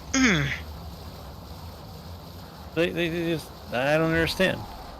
I can't relate to it. And mind just you, gets abused. I was introduced to that game with the pretense of somebody who loves Metal Gear telling me why it sucked and making good arguments. So when I was watching the game, I couldn't understand what the problems were. But yeah, Rose is her own problem. Fuck Rose. I don't like her. They made her unlikable. Maybe if they brought her back in Rising, she probably would have been a human being. Fuck me, dude.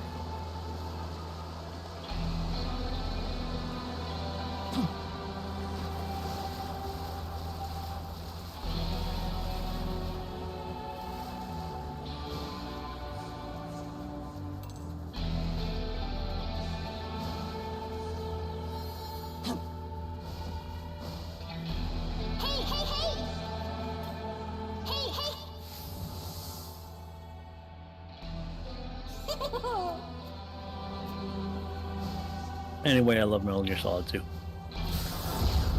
That shit was so well executed. Full of so much to appreciate.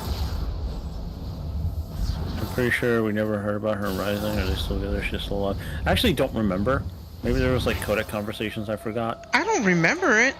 I don't remember. I tried to listen to all the codec conversations because they were actually really fun in Rising, but I don't remember her name. Heck, they mentioned Snake. I don't remember Rose though. Let me see.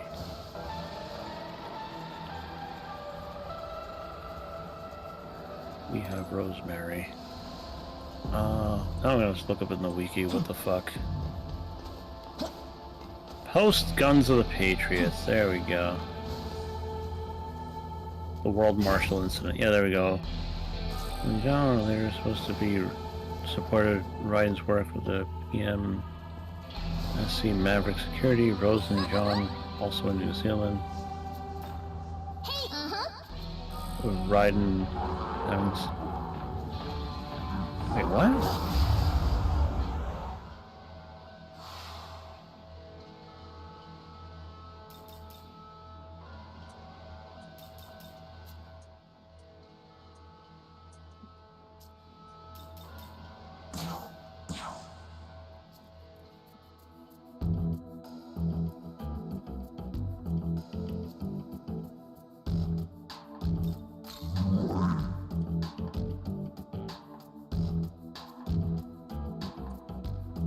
Or my lover. I love the Oh. fucking dialogue. So it says here, Rose and John. I forgot Raiden had a son. That's that's fucked up, dude. Rose and John were later supported by Raiden's work for the paramilitary security company Maverick Security Consulting Incorporated. Rose and John were also in New Zealand by 2018, with Raiden having sent them there to keep them safe from Desperado.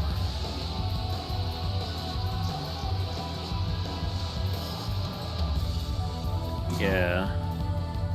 So that's where she was, apparently.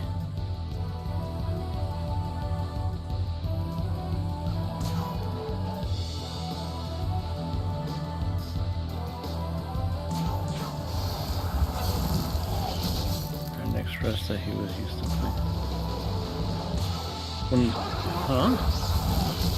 When the Colonel told Raiden not to scatter any of the items in Strutzi's kitchen, Raiden expressed that he was used to cleaning things up, which led him to mentioning Rose's room. However, before he could finish the statement, she told him not to say anything more before, which implied that she was embarrassed. Rose possessed a lot of online friends at the time of the Big Shell incident, although she only actually met 2 of these friends face-to-face. Rose once owned a parakeet, although she didn't tell Raiden about it until the Big Shell. Huh.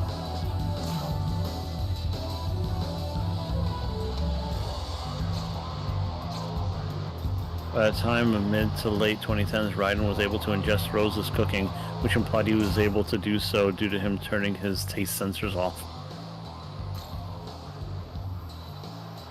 It's pretty funny.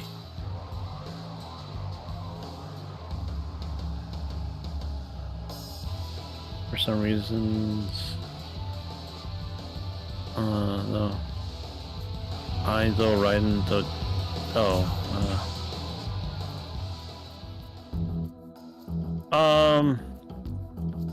Yeah, you could pretty much call Sunny adopted.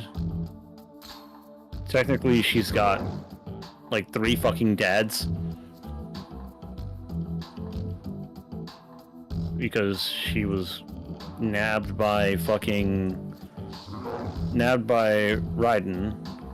who brought her to Snake and Hal, who both look after her.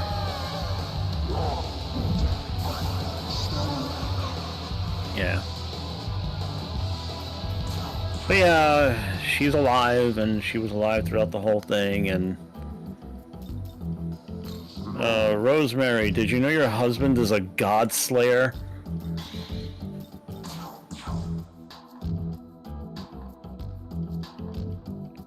Treat him with some respect, lady. He's an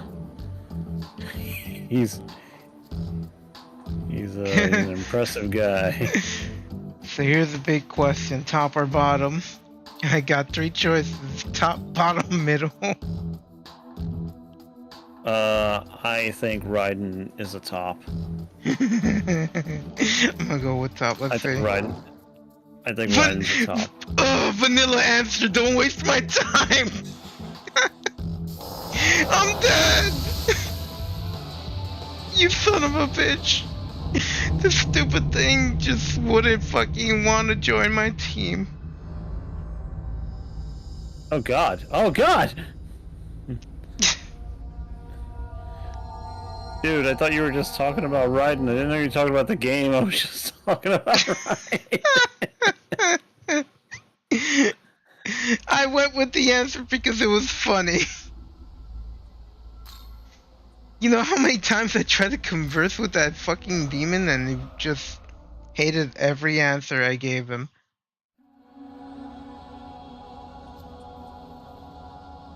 And it just makes me hope for the time that you get to...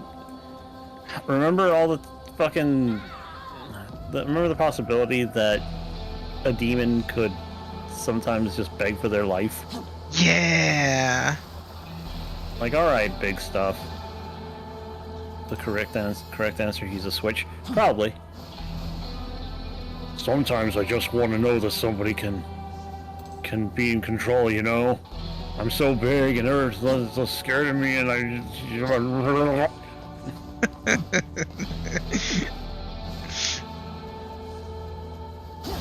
Demon conversations are the big appeal of these games, because you're trying to recruit them and they just absolutely surprise you with the shit that they put you through. Yeah. Also, thank you for the follow, Sora.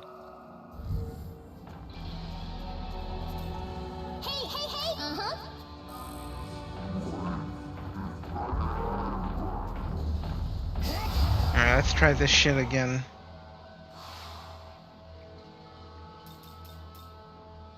Spider Raiden is the piece of shit.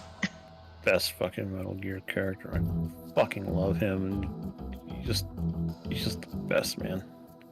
What kind of work do you do? Academics and athletics. I'm on a journey to train. I'm seeing the world. You like Dragon Ball? I'm seeing the world. That's the dream, huh? I've been wanting to take it easy too. Maybe it wouldn't be so bad to tag along with you. Let's see. Fork over 464 Maka, sure. Hand over a gold card? I'm not handing over that. Here, it's a Maka. One revival bead. Damn. Here, have it. More money? Fine, here. There we go, okay. Oh, like, you don't need that. Oh, did he finally agree? Yeah. I'll get over it. I'll get over being poor. But you're richer in friendship. This is true. Let's be honest, sometimes demons don't really want to join you. Yeah, then they could just die. Dragon Ball. Dragon Ball. Huh.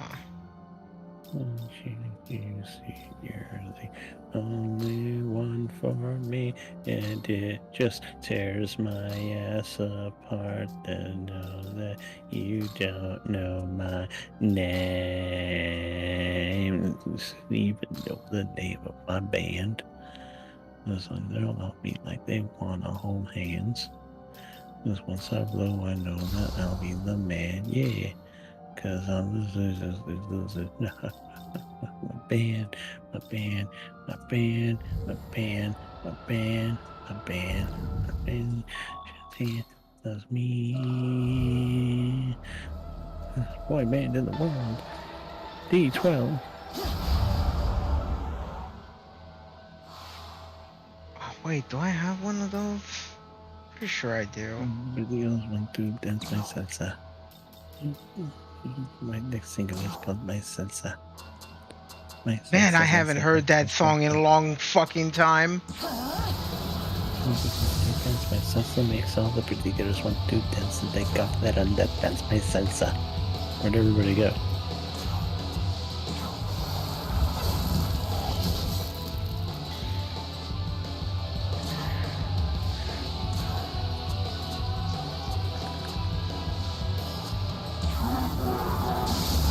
Yeah, thank you. I'm glad you can appreciate the art. I will take a look at your work in a little bit. I'm just trying to. I never really got to paint water. He did do a Mewtwo TF for me one time. Yeah. Quickie to just prove to myself that I could do something.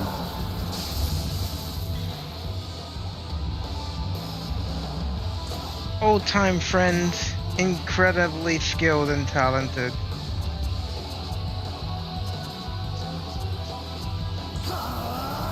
Didn't post my work on Twitter in a while. How long? How long has it been?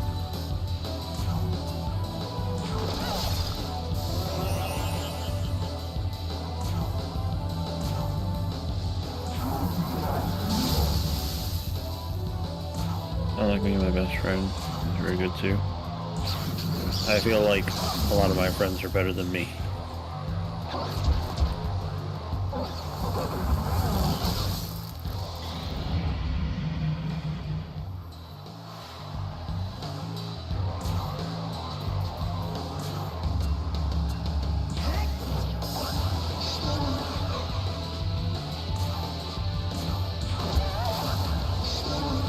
A month? Huh. I have not posted anything. Let's see.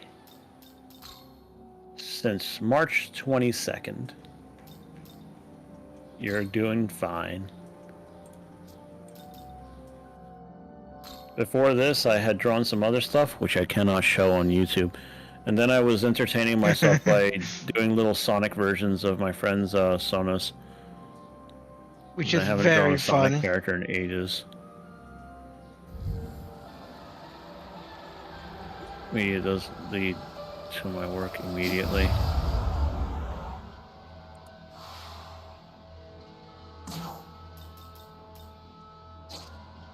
Just the two of us. A summer cross. This shrink that you won't believe. I'm afraid. I'm gonna make you pay. I'm gonna wipe that smile off your face.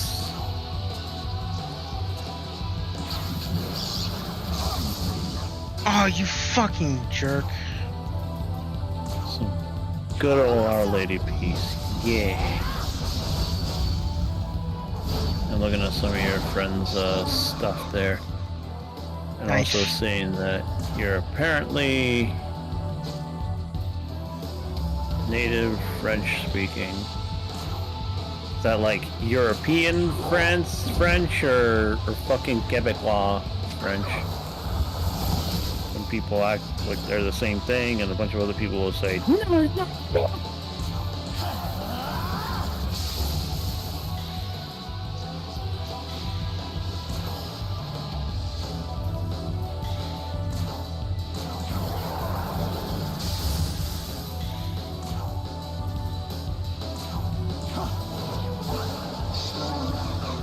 French. Frenchy French. Okay, I'm gonna inquire as to the kind of French person that you are. Are you the type who believes that everybody speaks French from out of your region? Omelette du fromage. Omelette du fromage. Omelette du. I heard that apparently that was actually like people know it was supposed to be cheese omelet, but that was improperly done for the show, which is very funny. There was also there was also Freakazoid with Qui a coupé le fromage? Who cut the cheese? Lots of cheese.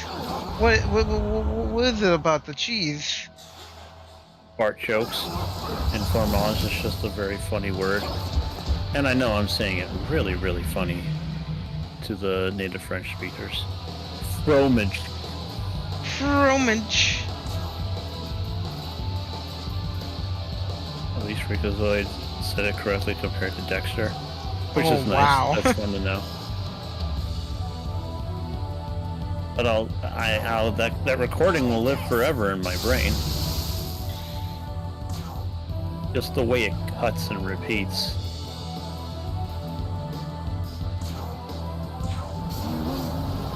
Omelette du fromage, omelette du fromage, omelette du fromage, omelette du forever.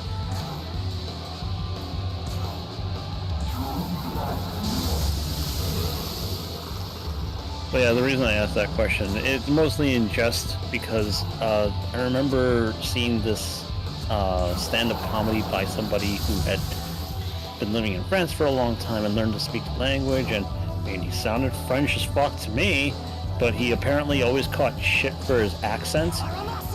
And then it was funny and fucked up because people wouldn't accept the fact that he had been speaking the language and had been like and had been doing it for many years now, but nobody liked the way he sounded. So a regular thing for his wife to do was to explain that he was just kind of stupid. What? Yeah, I wish I remember the name of the guy, but that was the bit. That's... And I was like, what? Oh my god. And then I think what he was explaining was how, like, in France nobody speaks French correctly or something like that because everybody hates how everybody else talks.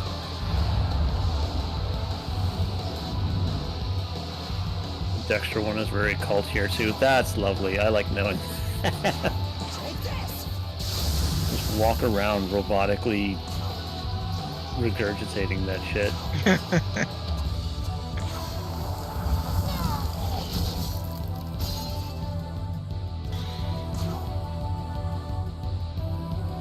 You know, one thing I like about this particular game is the effects of when you kill an enemy with an element. Like, if you kill an enemy by freezing them, they just like they break. Yeah. That's so much cooler than just, you know, oh, it disappeared.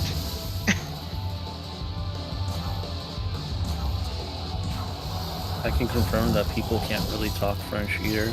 You mean the people in France, or it's like one of those things where like you're disenchanted by the fact that you got people living in the country and it's like pay attention to the language we all agreed on.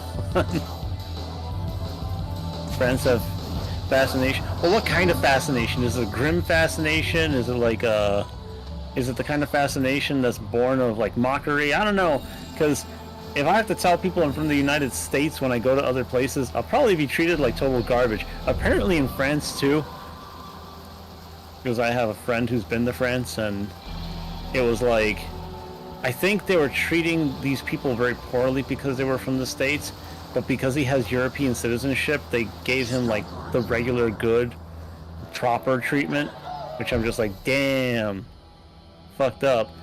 And I don't know how widespread that is.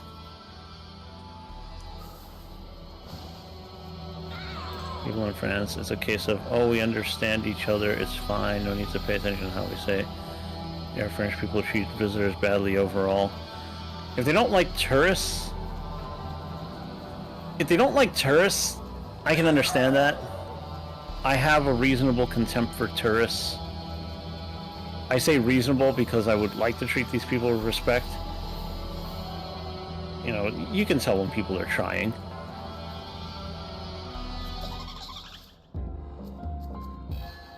Fascination, like, oh, the U.S. are just so much cooler than us.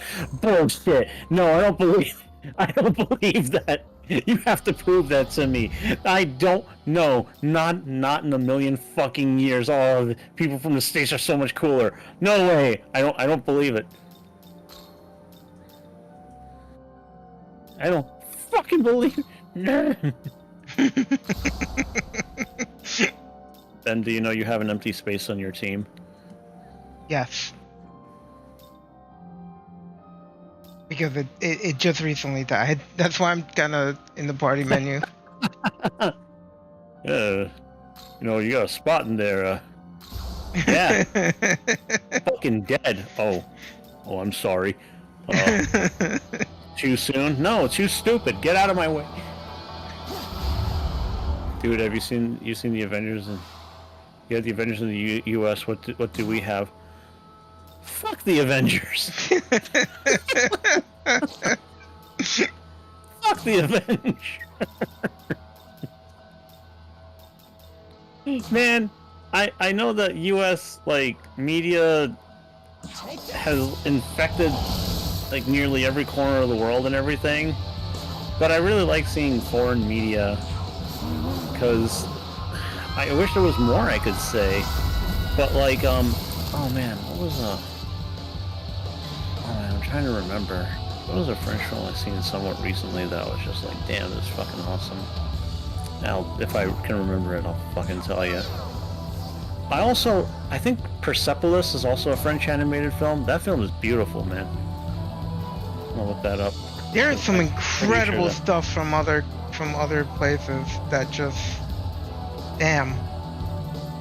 Just don't get enough attention.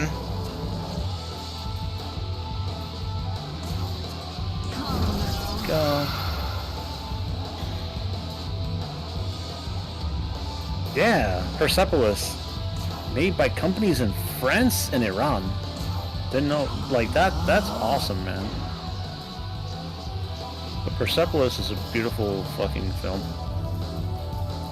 Just the US just seems to be way more richer money-wise. The United States is the richest country in human history. So, I get why that appearance is just, make sure that they spit it into everybody else's mouths, which is another reason to hate the US. Which is why I'm, like, also thinking that if people on the ground, like just everyday people and friends are like, I think the US is so cool. I'm like, no, that's so weird to hear. But it's not necessarily a bad thing. I'm just like, okay, we're all gonna be grounded here, right? Have you ever heard of Paris syndrome? It's a real thing. I have never heard of that. You've never heard of Paris syndrome? Nope. This is the first time. First, I want to know if Sora's heard of Paris syndrome. It's a real phenomenon.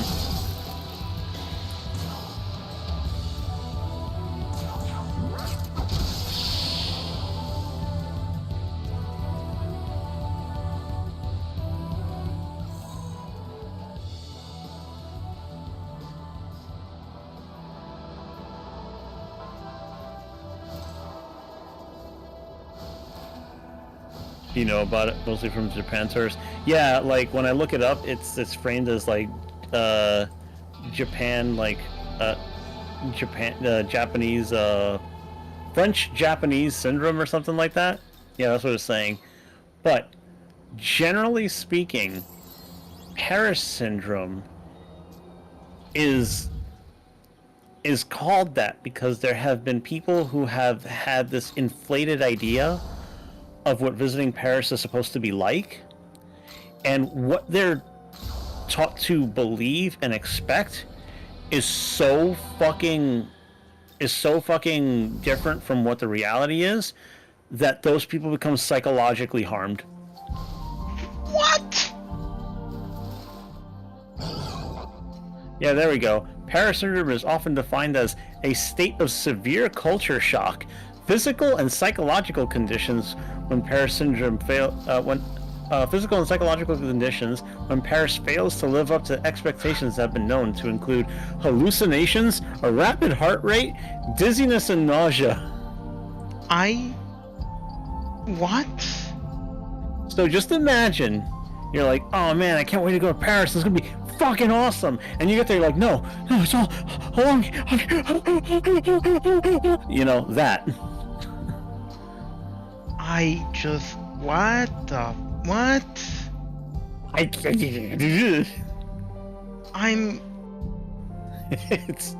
wild, isn't it? I don't have anything to say. It sounds fake as fuck, doesn't it? It does sound really fucking fake. It sounds so fake, and it's not. To be fair, I don't blame them. Imagine you arrive in Paris, the airport, and nothing works. That would annoy the piss out of me because I don't like going through certain airports. I'm talking about Pearson Airport. Fucking Pearson Airport. But I don't know. When people are like, Paris, the city of lights and blah blah, I'm like, okay, I'm sure it's cool and different, and I will definitely feel like out of sorts for a while. But I get the same kind of thing with people talking about New York and they've never been there, and people get really weird about places they've never been to, and they fucking I'll just say fetishize because it's easier to talk about that way. Like Jack had somebody who used to be kind of like a fair weather friend who stopped talking to her because they were so convinced that New York was like the grittiest, like just fascinatingly gritty and dirty, And she's like, no, I've been there. It's kind of like a lot like Toronto. They have a lot in common. And this person stopped talking to her over what? that. Yeah. It's just Everything Toronto is is fuck the just machines. Toronto's just like alternate New York. It's wannabe New York, especially since they film it here so often. Living in Toronto ruins movies because so much is filmed here. So like that everything kind of reminds me of the fact that the fucking Joker was filmed really close to where I used to live. I still want to see that movie to form an opinion, because I don't know what the fuck to expect. That's so weird, a Joker movie. Like, everything is dirty as fuck, the machines don't work, the trains are tagged and all. Honestly, it's hard to believe it's one of the top visited cities in the world. Hey! Reputation carries a lot. Reputation carries a motherfuck ton. I would certainly visit Paris sometime, and I'd have to watch my ass. You have to watch your ass in every city you go, especially if you're not from there and they can tell. But yeah, nobody knows what it's really like to live there. That's why when I visit a place, my ideal visit to another country or far off place is to be able to visit somebody that you know or that you are going to meet, and they're going to just take you to places they like, not the touristy shit. That's not the real shit. I want to go like around neighborhoods. I want to know how, like, you know, people like going, like I want to get like whatever little taste I can get of day-to-day life, and maybe some nice fun things here and there. Maybe a touristy thing that is worth doing, but I would never want it to just be like, oh, I just want to sit. I just want to have a hotel room where I can see the Eiffel Tower when I wake up. Oh God. That's what I want. I want to be able to wake up to the Eiffel Tower. Return. Oh. That's how I visit Poland since my girlfriend lives there. It was so good. She got me to good things to see, and even more important, great things to eat. Yeah, exactly. They're also going to take you to the good places to fucking eat. And I will tell you this. If you're with a friend and it's a place they haven't eaten and it's like a fucking hole in the wall, it doesn't look like it's very fancy or nothing, go in there. Check that shit out. Always check the holes in the walls. Hole in the wall food can be the fucking greatest. And you can have a very enriching experience too.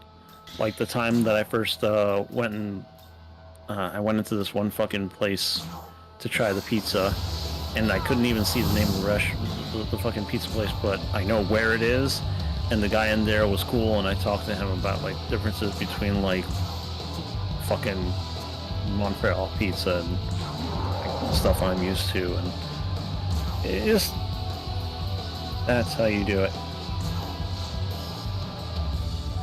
But I'm glad that you had a friend who was willing to take you around to do that stuff, because that's the best. It's the best thing to do.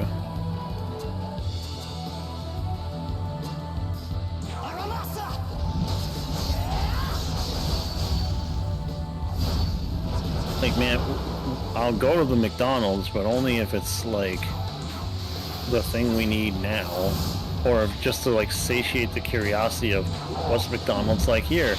McDonald's sucks in the US and is better in Canada, so I'm willing to eat McDonald's sometimes here.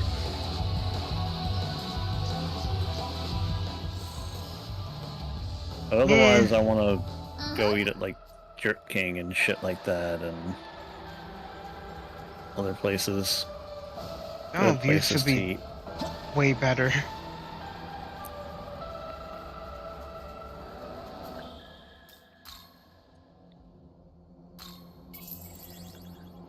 I mean, McDonald's kind of sucks everywhere. I believe that's untrue.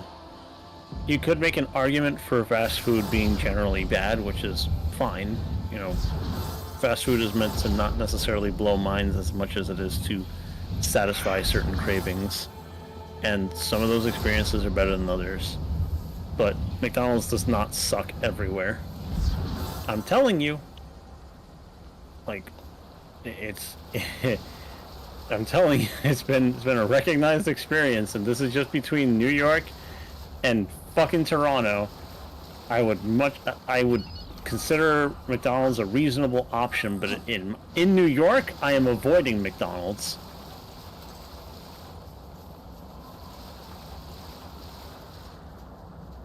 Food quality differs. It happens with federal regulations and shit. They actually do the thing they're supposed to. Which they often don't.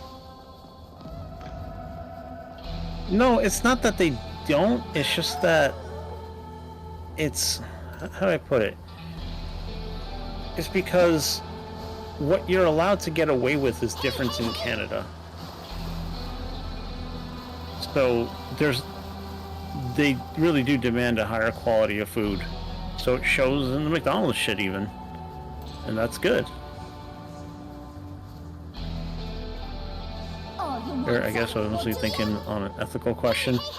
Oh, I mean, we can get into food ethics, and that's like... Jesus Christ, I don't want to do that now. On the mood for that conversation. Don't remember how McDonald's is in New York, though. It's been too long. Probably changed a little bit. I mean, I used to think... Fuck. If you don't have the app, everything's so goddamn expensive. If you can't be there to buy anything, it's more expensive. And that's the thing that really fucking sucks. But you've been to New York? What parts?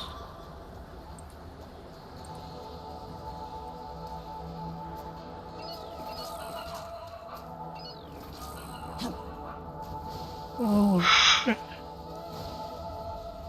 I fucking hate this part of New York. I understand.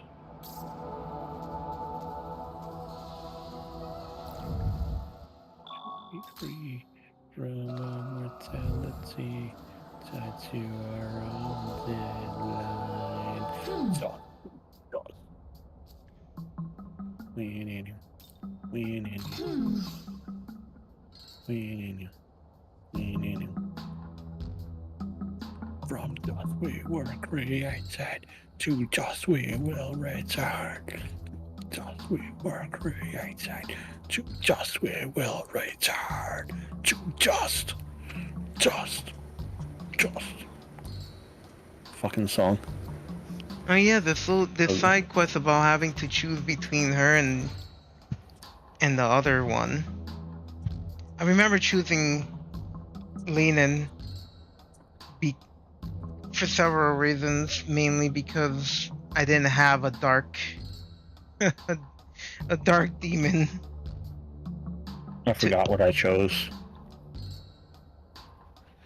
Really looking forward to playing this again, knowing that they fleshed it out so goddamn much. Oh, I am in love. I've been to New York 2 times. Once in Times Square and the surrounding. Second part, it was a little the outside city, don't remember where exactly. Well, could you remember if it was at least, like, in Manhattan? Like New York City, like New York, in that city? And if not, then I don't expect you to really know, but, you know, it's fine, but yeah, Times Square is a thing to do, because that shit is absurd. Oh boy, I've been there a couple of times.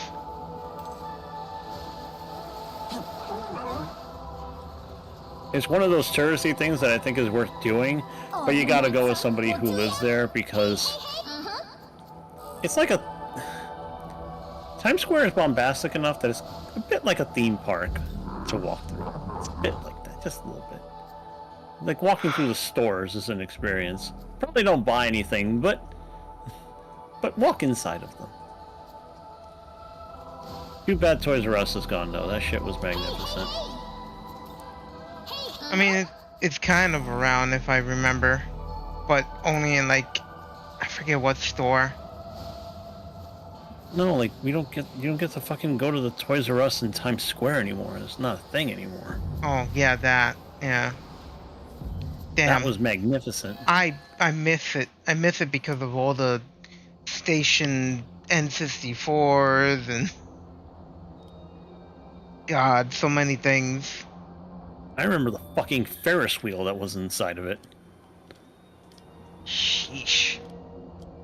And the animatronic T-Rex. The full-size one. I don't Fucking remember amazing. that. If I come back to the US one day, I wouldn't go to New York City. Last time I went there, I got nearly sick from all the noise.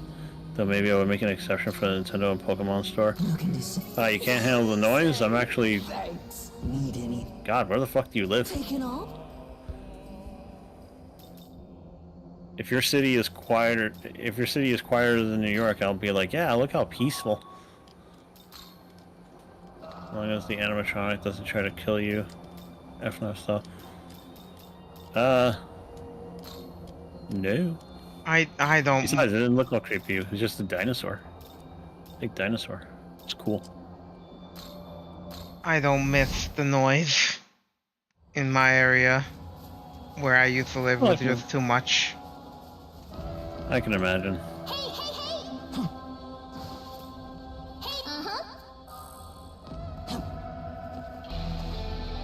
Oh, in your situation, it was like you're surrounded by assholes on all sides. Yep. Or generally speaking. Hey, if I was in your situation, I'd want to fucking kill everyone around me too. Horrible, horrible people. I wish them the Honestly, worst. Even Paris isn't far from being as... Wait. Fucking thing. Why is that little heart emote there? It's gets in the way of people's messages. Paris itself is far from being as noisy as New York City. Probably because your cities are more walkable and there aren't as many fucking cars. And also not as many people.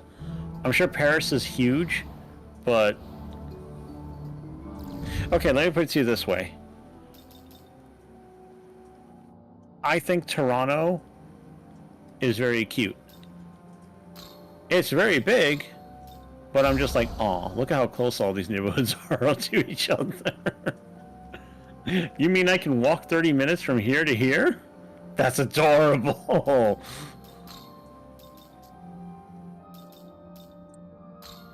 Actually, New York is still also very walkable because the public transit's quite good. Regardless of what people say, it's good. It's very good. The other places do have it better, but New York's is quite accessible. Oh fuck, the smell of the car engine was all around was horrible. Yeah, I don't know what to tell you. I don't know what to tell you. Is it the second biggest city in the world? Oh man, what the biggest cities in the world? Let me look this up. I know Mexico City is the biggest. Biggest cities in North America.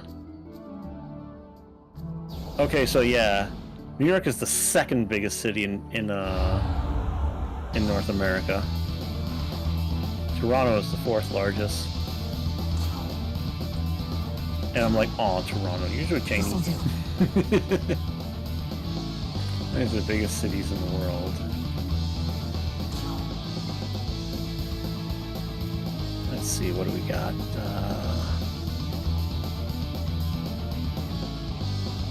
Oh yeah.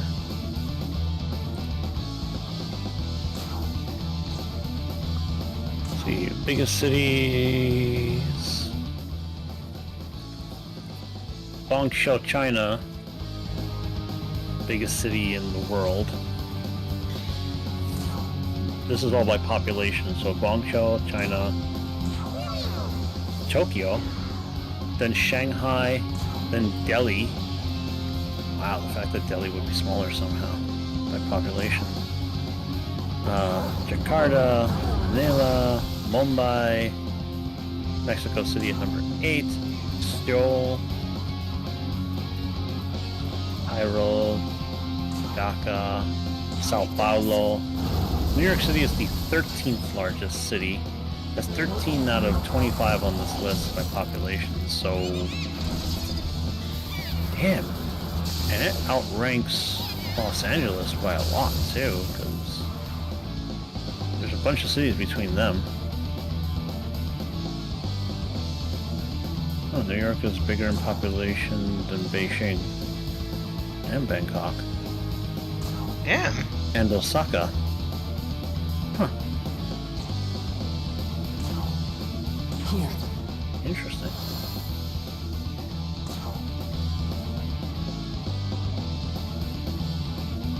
Toronto, I'm cheering for you, you can do it.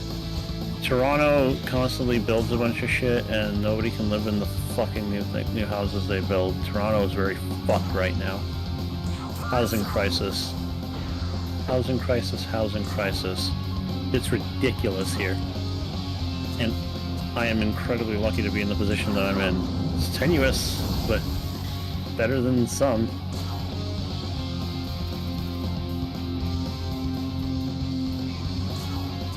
This'll do. Toronto's nice though, I do like it here. Back in a minute. Mm-hmm.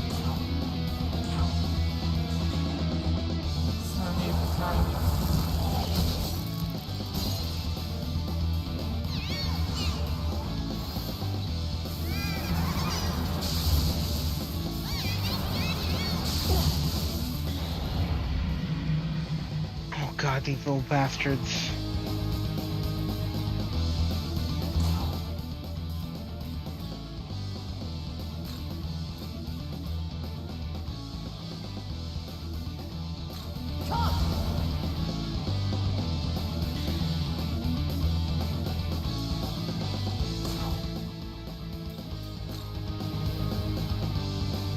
Let's go.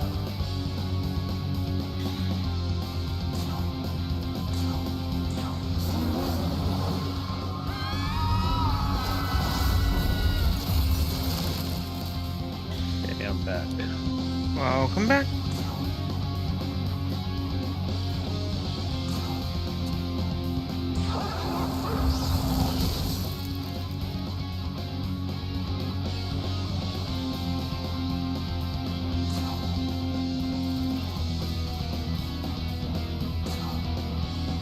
Here.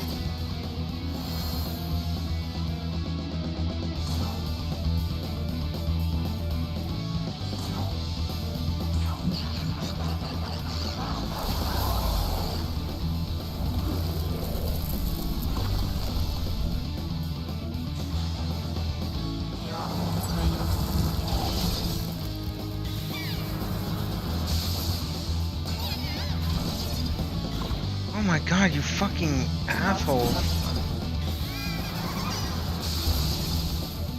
Oh, come on. Well, at least I have an idea of what to do to deal with these fucking dicks.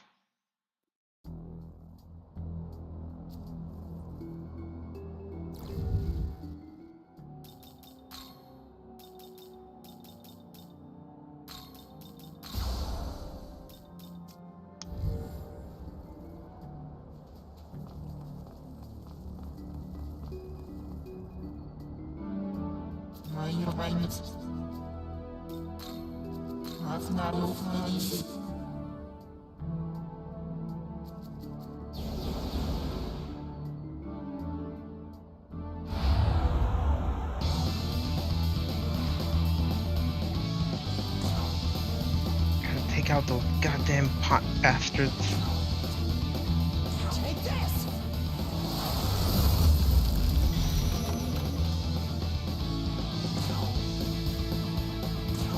All this being said though, I still want to see France. I want to see Europe in general. Still planning by the end of the year to go to Norway, which would be the first time I would be leaving the continent. Oh wow.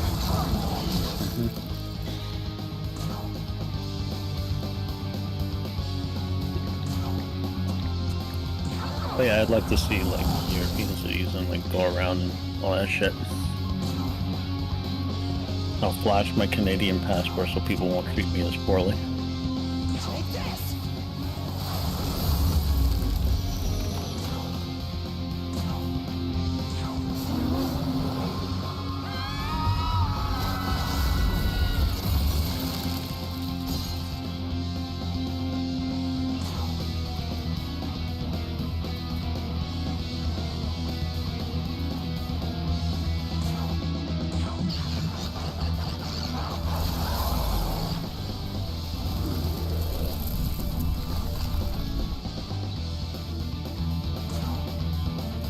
That is a cool new monster, that swamp creature. I like the face. Yeah, it's awesome. You're like a $65 beta. Ah. Have it. Stupid box. Oh well. Want it so bad. I have both versions, the original one and the new one. I supported them because I like little- SMT. That little indie studio, yeah. It's public good.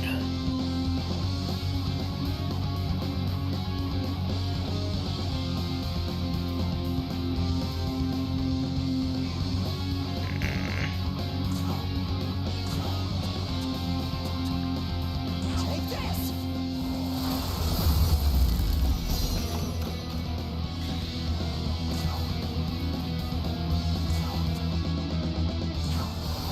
It's nice to see the game run so smooth.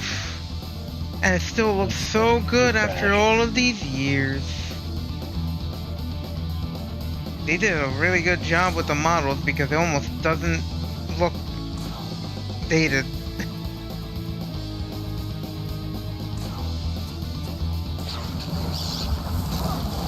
Still people here. Oh, fuck, man. Why?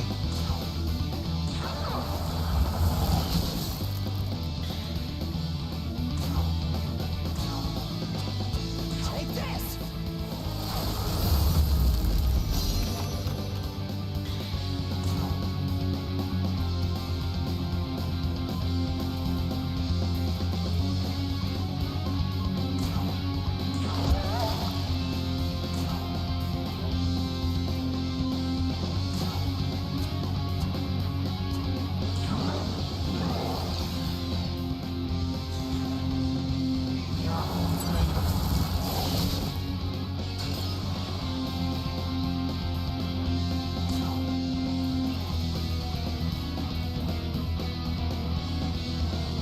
I need to get more elemental shards, but I've been lacking in money.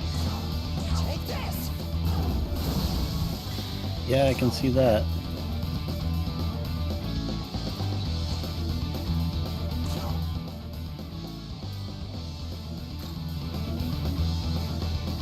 Your turn! Go!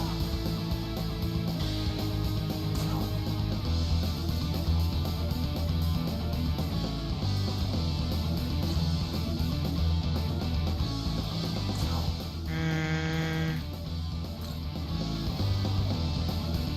Let's go!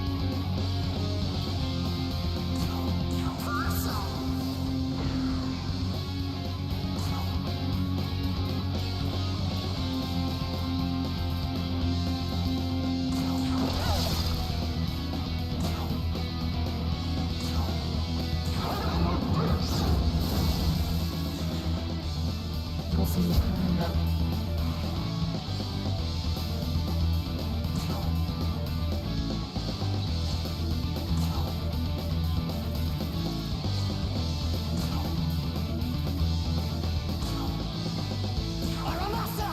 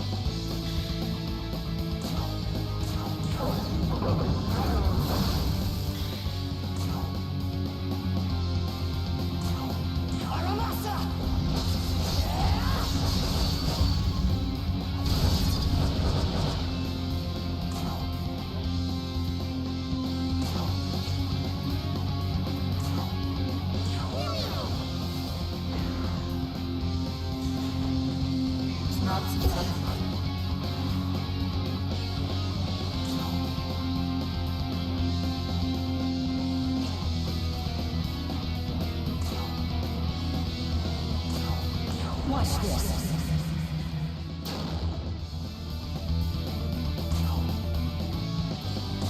Aramasa!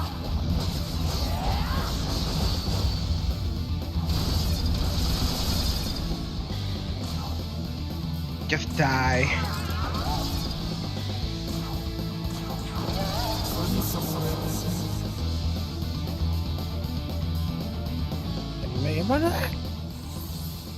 Animal. I want to live. I want to live. I want to live.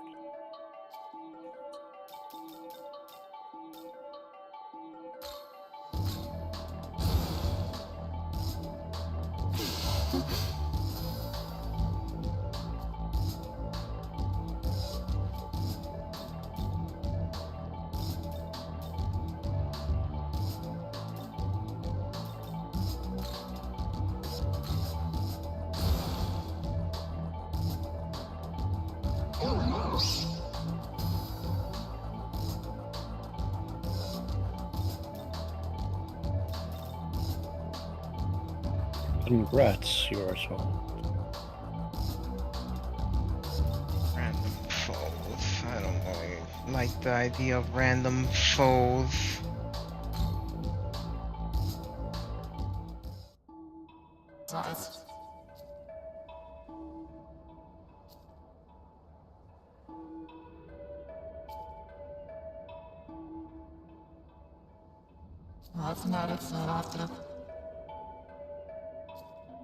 Just reminded of this very cute. Oh yeah, thinking of like French media that I like. There was this really cool game that's like 15 minutes long, and it's all drawn and animated that way, and cute fucking game. And I'm gonna say it wrong, but it's called like Un Passe Fragile. Like, you want like white people would look at it and say Un Passe Fragile, but it's yeah, Huh. little game about a frog and a few days in her life. It's a really sweet little thing. You know, did you ever finish that one frog game? I forget the name of it. Oh, that one. I have not. The game's really hard. Yeah, I You write down the know. name? Yeah, I'll write it down. Actually, no. Let me fucking link. You might as well link it.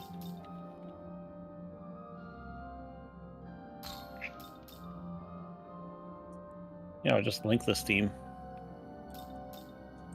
Super cute game. 15 minutes long. I love it.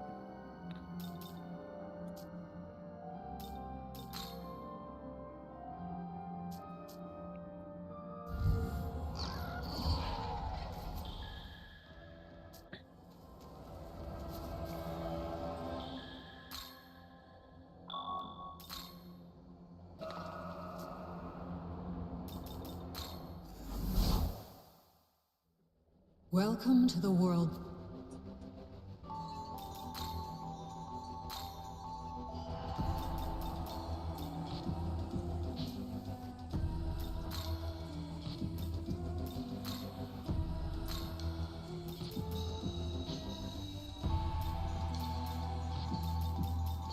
You know about this? Those are very cute. Yeah, yeah.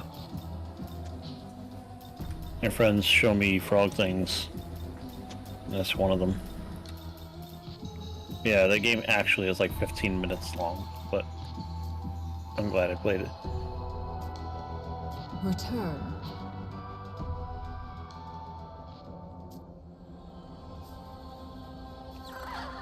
Wait, there was that frog first-person shooter that you mentioned. Do you ever, like, oh, do you have it on your Steam library? I didn't buy it.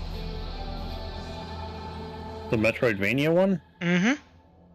No, I didn't buy it. I definitely will play it. I just haven't bought it yet.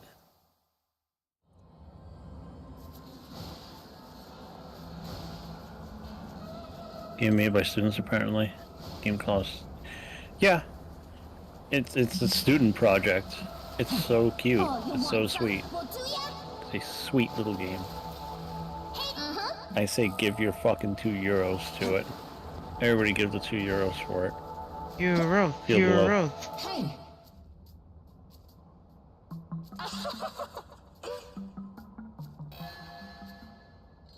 And after that, play Frog Detective.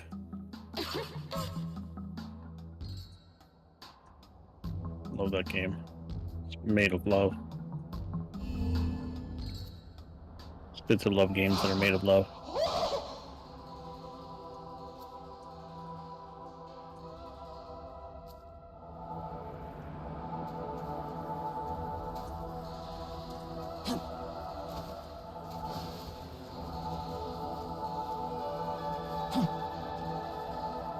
To watch a streamer play Frog Detective is super cute. Did you get to see all 3 parts of Frog Detective? It's not, the saga is not complete if you haven't watched all 3. It's also worth playing, just because it's also very fun and there's some things to miss depending on how you play it.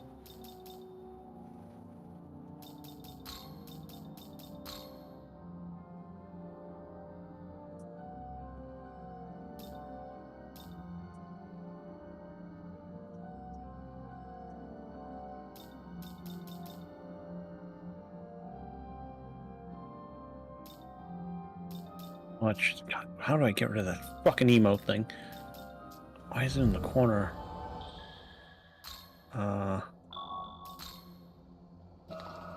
Parts of the second game and the third game? Aw. Man, that game is so fucking sweet. Man, I'm detecting a powerful demon in front of Tokyo The Tower. third game threw me for We like, want to be extremely cautious if we like, intend to go any punched me so hard emotionally, and I was like, not expecting it.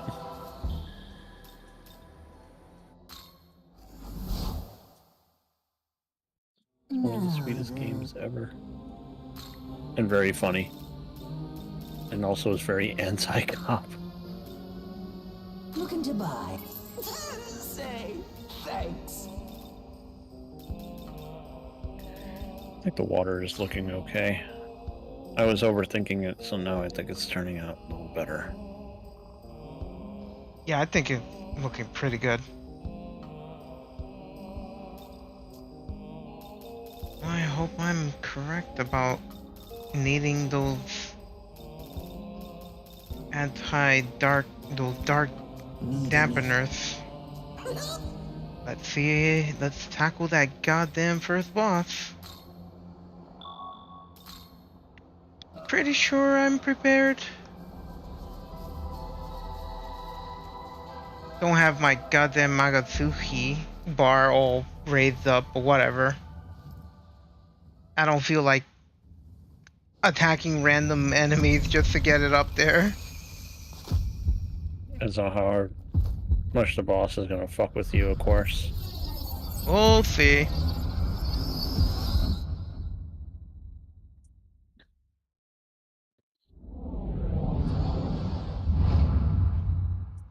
I still need to learn if crimes are real. You definitely understand Heed my that words, part of the brethren. world when you get a As proper decreed by playthrough the of 3. Seraphim, I, Abdiel, hereby take command of Bethel's holy army. Our foes are the demons of chaos, who swore allegiance to that contemptible snake.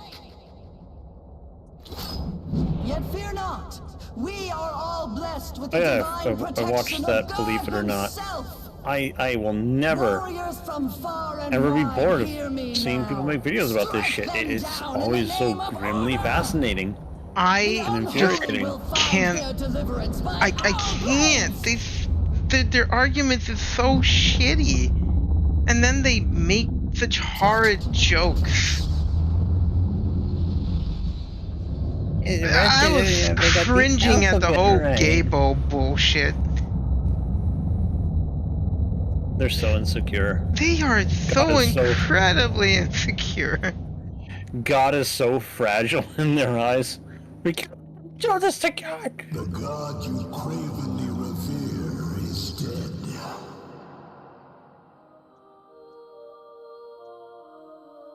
Slain by my own hand. Lucifer is so hot.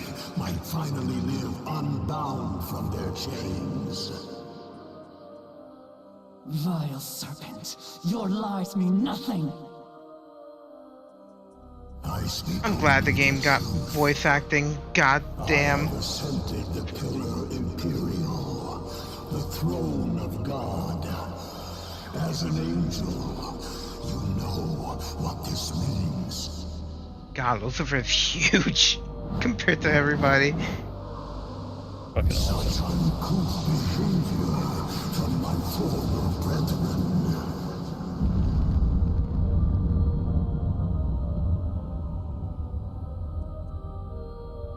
Order itself has crumbled. Chaos shall envelop the world. Satan was the greatest of all the angels. He wore all the There angels. shall be a true rebirth, a wholly new future. Wait, the OG already had voice acting? Is for me to I don't remember it having I don't voice remember it acting. having Not very voice much of acting. it. grand reality. Probably in like cutscenes, but this has this. I don't remember it having voice acting. That's a problem. Hold on. I gotta look it up now. I know a lot of scenes didn't have voice acting. Some, like, there's a lot more voice acting in a lot of scenes compared to in the first game. I'm pretty sure. In the original. It must have been. That was Lucifer, the Lord of Chaos. Shortly after our encounter, my operations ceased. It was only after I sensed your presence that I reactivated. I've since recovered a portion of my memory data. Yes, I was an agent of Bethel, and I was sent here on an important mission. They have a base not far from here, at the Tokyo Diet Building. There, the angels of Bethel Okay, work there was- tirelessly to protect There the was a people. lot of talking. Oh wait, but then there's Young like man, certain It is parts. my guess that the angel who took your wondering- friend will also be there. Let us make our way to the Tokyo Diet Building. For your own safety. Hey, hey! This is no time to space out! Something's coming!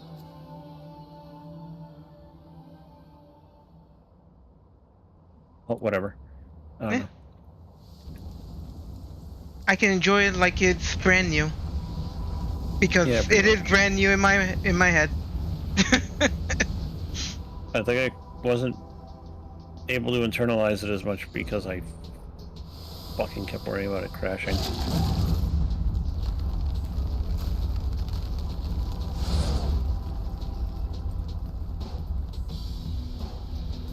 The head of that thing make me think of aliens.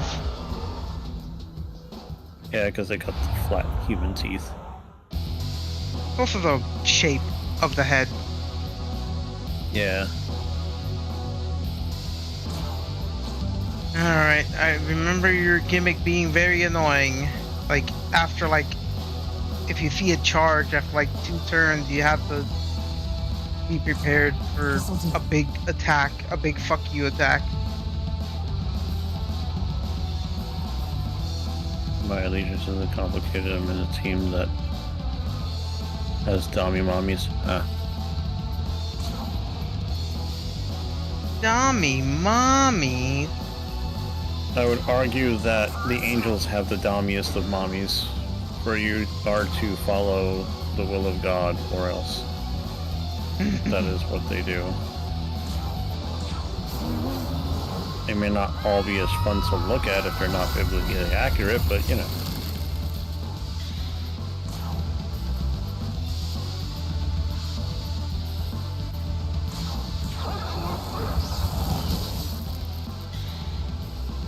The start of the boss fight, I just decided to time Death That I Deserve Violi to it, and I'm very amused.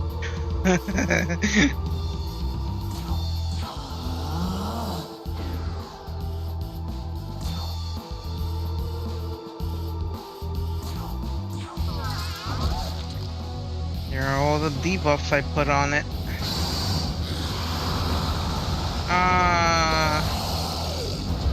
Ow. Oh. That hurt a lot. Yep. not fuck around. I hate that thing. That hurt a lot, man. Looking at it now, I'm wondering how the fuck did I make it? Fucking did it. But also, wow.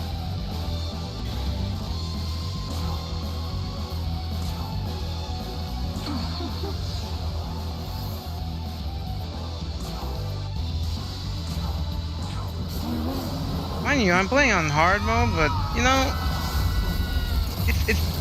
it's not harrowing kind of bad, you know. I would hope so. If that's the case. It feels fair enough, at least for me.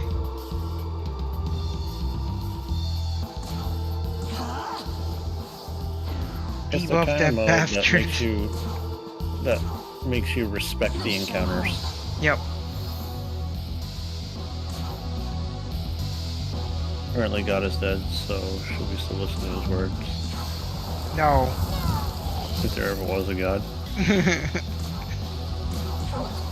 If there ever was the God that we imagined God would be. Aren't there like an impossible difficulty mode? No. There's a safety difficulty mode for the people who don't really want to learn the game. Like safety, normal, and hard, right? Yep.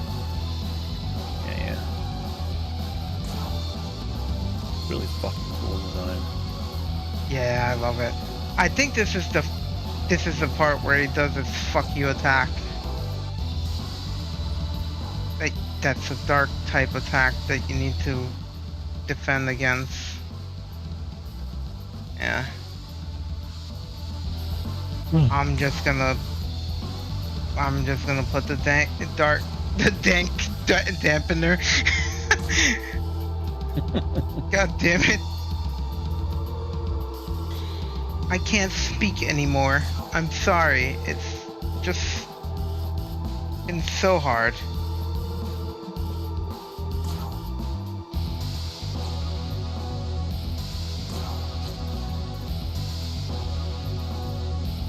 Work has been very painful.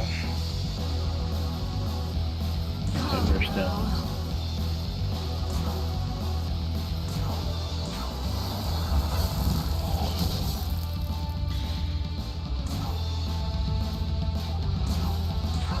This particular boss track makes me think of I've mentioned this before, but it makes me think of a song in Castlevania, in the Castlevania Adventure on the Game Boy. I'm not listening to the music thanks to the fact that, you know, Oh, I the know. audio would be wonky for me. Yeah, but the song definitely in this particular boss makes me think of that. Yeah, I'm just gonna. Here. I don't want to deal with that fuck you attack.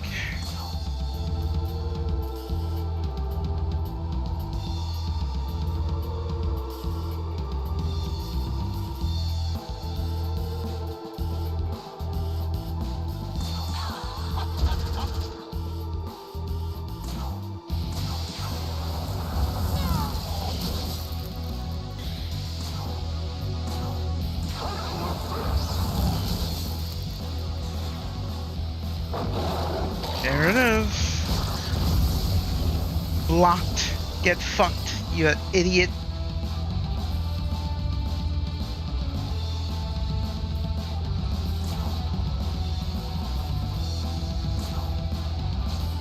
All my debuffs are gone now.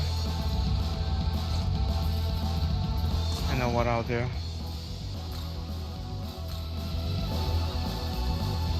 Let's go.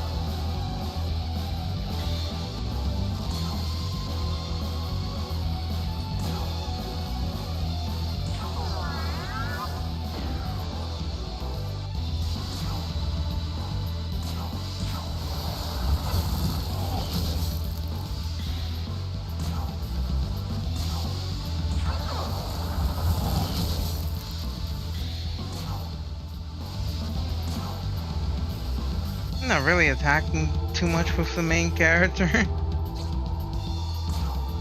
I'm mostly just setting up everyone else. Making sure you don't die. Oh yeah.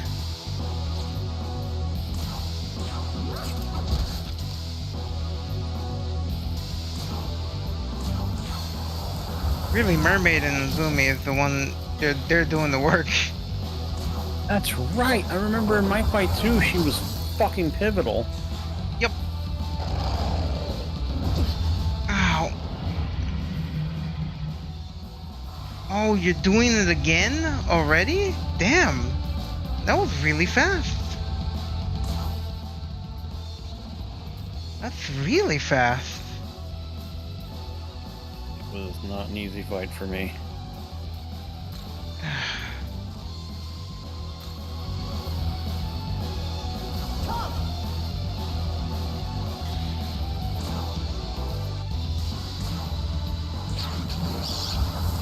I'm handling it alright. I feel.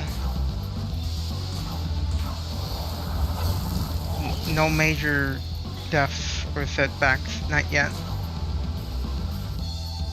Nope. What's up? What Oh, happened? Zill. Hey. How's it going? Oh, hey, what's up? Doing okay. Just to let you know, we are audible on YouTube right now. Oh, okay, cool. Then I will keep that in mind. How's everyone doing? Alright, it's been a chill night. Yeah, I've just been trying to paint and making little bits of progress and just chatting because, yeah, why not? Fuck yeah, we love that. So you're back on the road, yeah? Yep, I am heading home from Richmond. Okay. What a long ass trip. Yeah, it's I will have, by the time I get back to Toronto, I will have done collective 22 hours on the road within 56 hours. So that's got to be like a personal record. Yeah, that's Here, let me tell you something. I don't know if it was mentioned by Jack or I or whatever, but like right on the other corner where the Hatsu Sushi place is, near us, Yeah. there's a bubble tea joint now. Oh yeah, I saw. We drove by it. Oh wait, that's right. We mentioned it there. Anyway, yeah. So we finally went in there. We went in there and they have some delightful fucking drinks. Apparently they serve like banh mi's and rolled ice cream and all this shit. So I want to try what else they got. Oh my Yeah. god. Yeah. Yeah. Listen, if God hates the case, why do we keep winning that story? Like that's fucking 11 out of 10. Like it was meant to be. Yeah. So I might go again today, but the drinks are like very reasonably priced and shit like that. They do this thing that's like really cute. So they give us the drinks, and they have a little dome as bubble teas like sometimes have, Yeah. but they have like a regular lid underneath it. So between the dome and the lid, there's this little piggy that's made out of like gelatin and like milk or whatever. So it's like a little piggy treat thingy that you can eat before you actually get to your drink. Yeah. Oh, that's so cute. The only thing is that it's made with milk, so I don't know how much you can handle it, but Jack could not. Yeah, I might not be able to then, but I appreciate the commitment to the aesthetic. So. Yeah, it's really, really nice. And in there it seems pretty cozy. So yeah, we'll be testing that place out in a number of ways. And I mean, if you're not already involved in some of those trips, we'll let you know how it is. Oh yeah, absolutely. I'm sure I will be. Fuck. Yeah, very easy walk for some bubble tea. I had a fucking a Thai iced tea like slush that they made. It's really nice. Fuck yeah.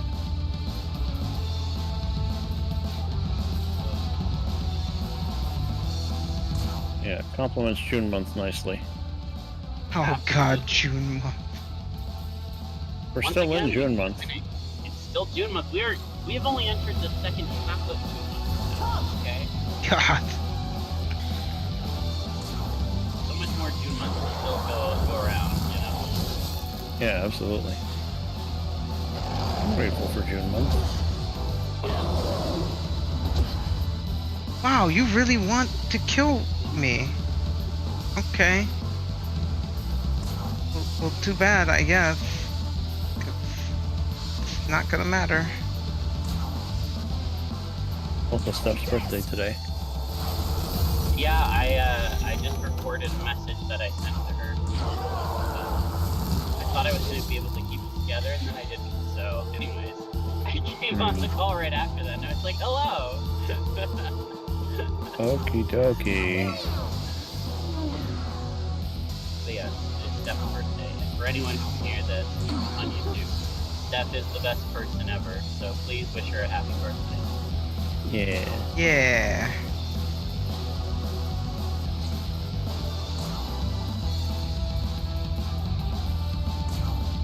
So wait, did you just start driving not long ago, or what? Yeah, like I basically got on the call just as I was pulling out from my friend's place. So yeah, I'm on the road now.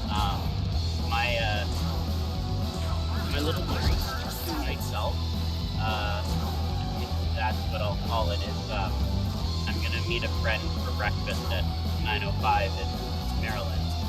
I've budgeted the time into my trip to half an hour, so that'll be nice. Okay, cool.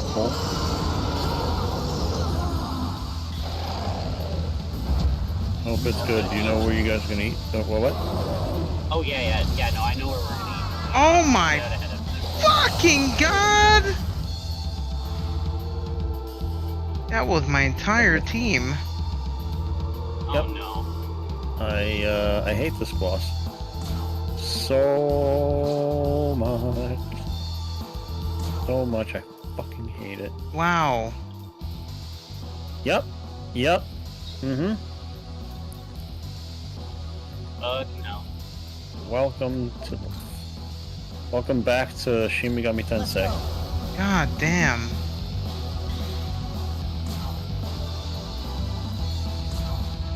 So anyway, yeah, you were saying so. Oh, I was just gonna say, it's been 14 years since I've been to Virginia, and people talk about the Nova or like Northern Virginian traffic in like legendary terms, and it's been 14 years, so I don't recall it being all that bad when I was here last. But oh my fucking God, they weren't joking. It is horrendous. It is fucking horrendous. The I-95 that connects like most of Virginia to Washington, complete fucking disaster. Just oh my God. So anyway, I have gone to experience that firsthand, and I can confirm that everyone who bitches about it is 100% correct and valid for bitching about it. God damn. Yeah. Added an extra hour and a half in my trip, so I'm just like, Fucking die, please! There we go. God, and I finished it with in style.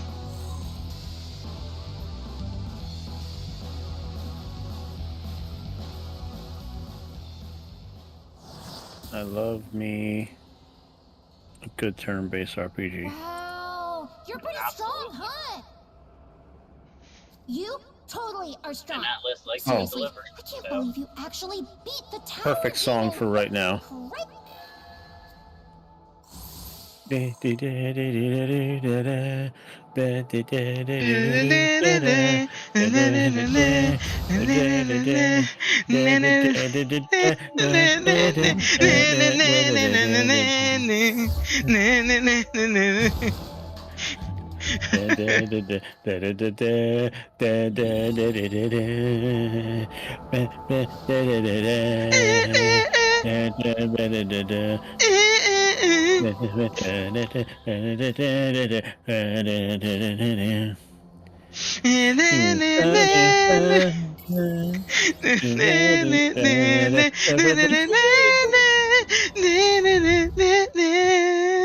Gino Reconquista.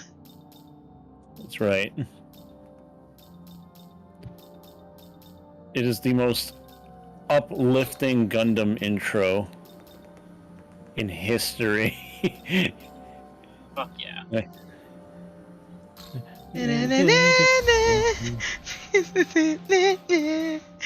Gino Reconquista.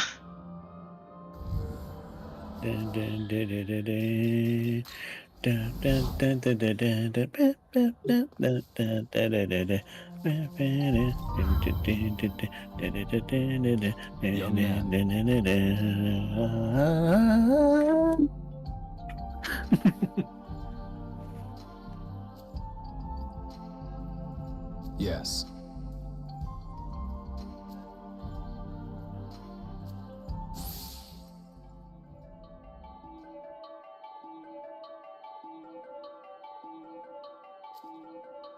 That kid's school uniform is so goddamn fancy. What fucking school did he go to? What kind of parents do you have? What is this ornate shit? I love free stats. You only get clothes like that when you have like stupid amounts of money. Rich kid Like, walks through the There's rich and then apocalypse. there's like stupid rich. Yeah, exactly. Like, I want to know, did his folks buy that shit, or was it, or was it You brought assigned by the school? Good question. Oh, you sell essences now. That's good. Need anything? Gina Reconquista.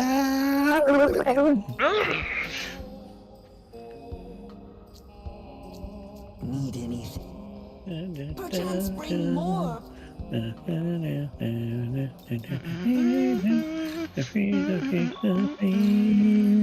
Gina Reconquista. Reconquista. Definitely gotta watch that Gundam sometime. I wonder what's wrong with it. I don't think anything can be worse than Victory. That's what I was thinking. I also don't think it can be worse than Victory, but I Gee, have man, been surprised even before. I'll give Double O credit. It's not worse than Victory. And so the Hydra is slain. Oh. Fine work. A pleasure to meet you, young man. Listen, I at am least a humble monk of You know what? Fuji. at least I'll take it. revel. You can revel in My the name stupidity. is Goku. Okay. And it doesn't get into uncomfortable territory. You're right, it Since doesn't I do stepped those into things. Tokyo, my Hey Zil, I steps never were one way, fucking and now I nerd roam raged these about you lands. about that show, but what I will The say Buddha's is guidance compelled it's me a to show seek that it, made but dying I see it's a you show that truly needed made my dying help. characters clearly a tool of, Surely of did not emotional pass manipulation. wholly Like, you could unscathed. see it coming. Pardon the presumption, but My let favorite me character give you died this. for literally no reason, and I fucking had to watch very uncomfortable scenes involving like fucking kids. And I'm like, why? Why did you do this? Why did you do this? These dunes. Oh I god. suggest you head that way. The Yeah, fuck that angels of shit. Bethel gathered in that And the story was It will and the soon story be sucked. a safe haven. Oh, of course.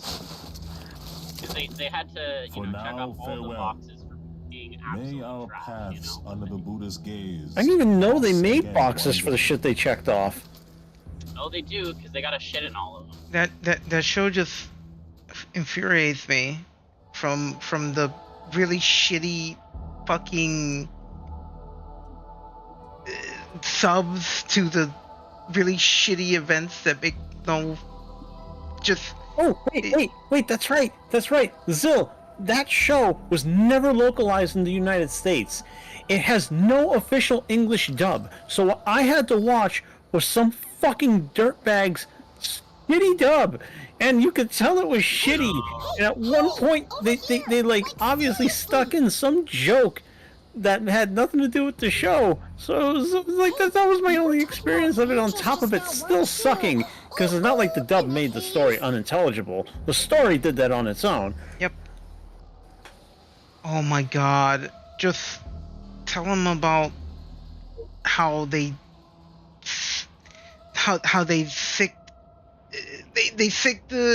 made a bunch of girls strip for Otho.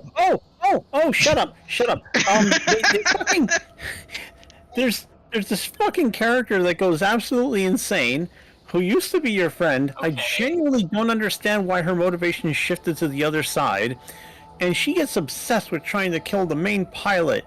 So she's like, oh, he's a growing boy. I have an idea that will make it so that he gets distracted and we can fucking kill him. And okay. And the story was self-aware to comment on the fact that this is ridiculous, but it's still completely inexcusable. Bunch of lady soldiers get undressed and they're floating in 0G with fucking rocket launchers with only helmets on, because their bodies are supposed to distract the pilots. They operate out of the Tokyo Diet. And they genuinely try this. Oh, I did? Okay, well, yeah. This specific story you told me because it was so ridiculous, and I was just like listening to this story, and my fucking jaw's on the floor, and I'm like, what the fuck? It's not just ridiculous, it's kind of infuriating. Yeah. Here you go. You just send those women out there to die. And die they did. Horribly. They died horribly. That kid was like, get out of my way, and like slapping them, and the poor body breaking over the shoulder of it, and the other one being disintegrated by the laser sword. And I'm like, what the? You really thought this would work? You definitely deserve to die, because what are you even doing here? I don't understand. God. Oh, the teenage boy would be too horny to operate machine. Oh boy. Oh, you want some? I would have shot my commanding officer in the head and told all of my fucking squad mates, you didn't see shit, right? It was the Gundam pilot that killed her. You didn't see shit. Now let's go home.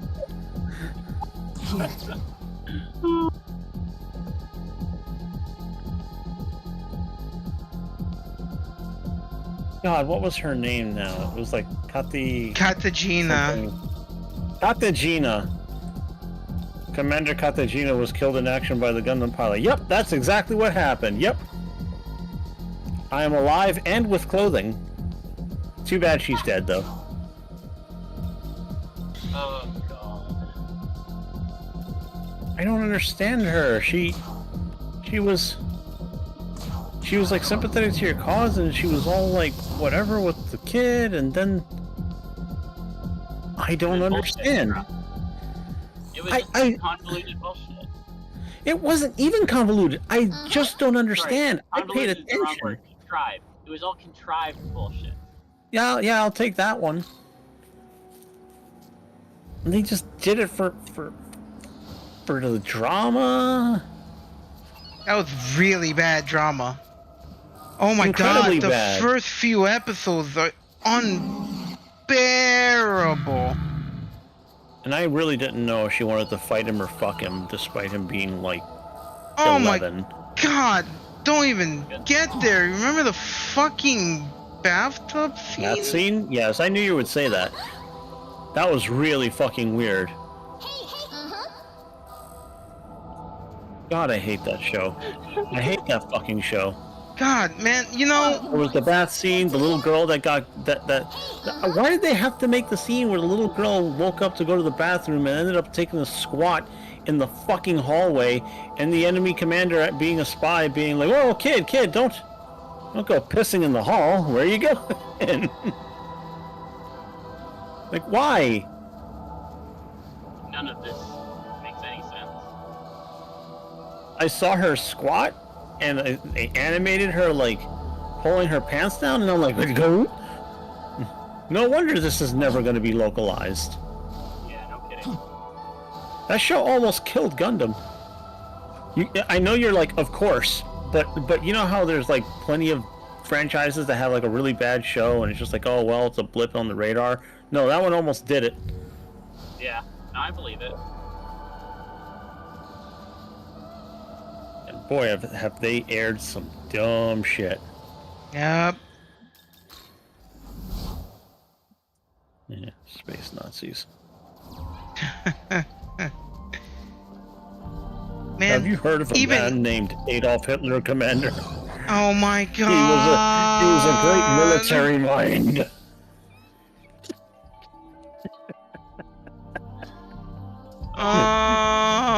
Wasn't I the one that showed you that? Yes, because I was watching the it. original fucking Gundam, and the moment I saw that, I was flabbergasted. I was like, I gotta show this to Ern. There's no fucking way. It's not a joke.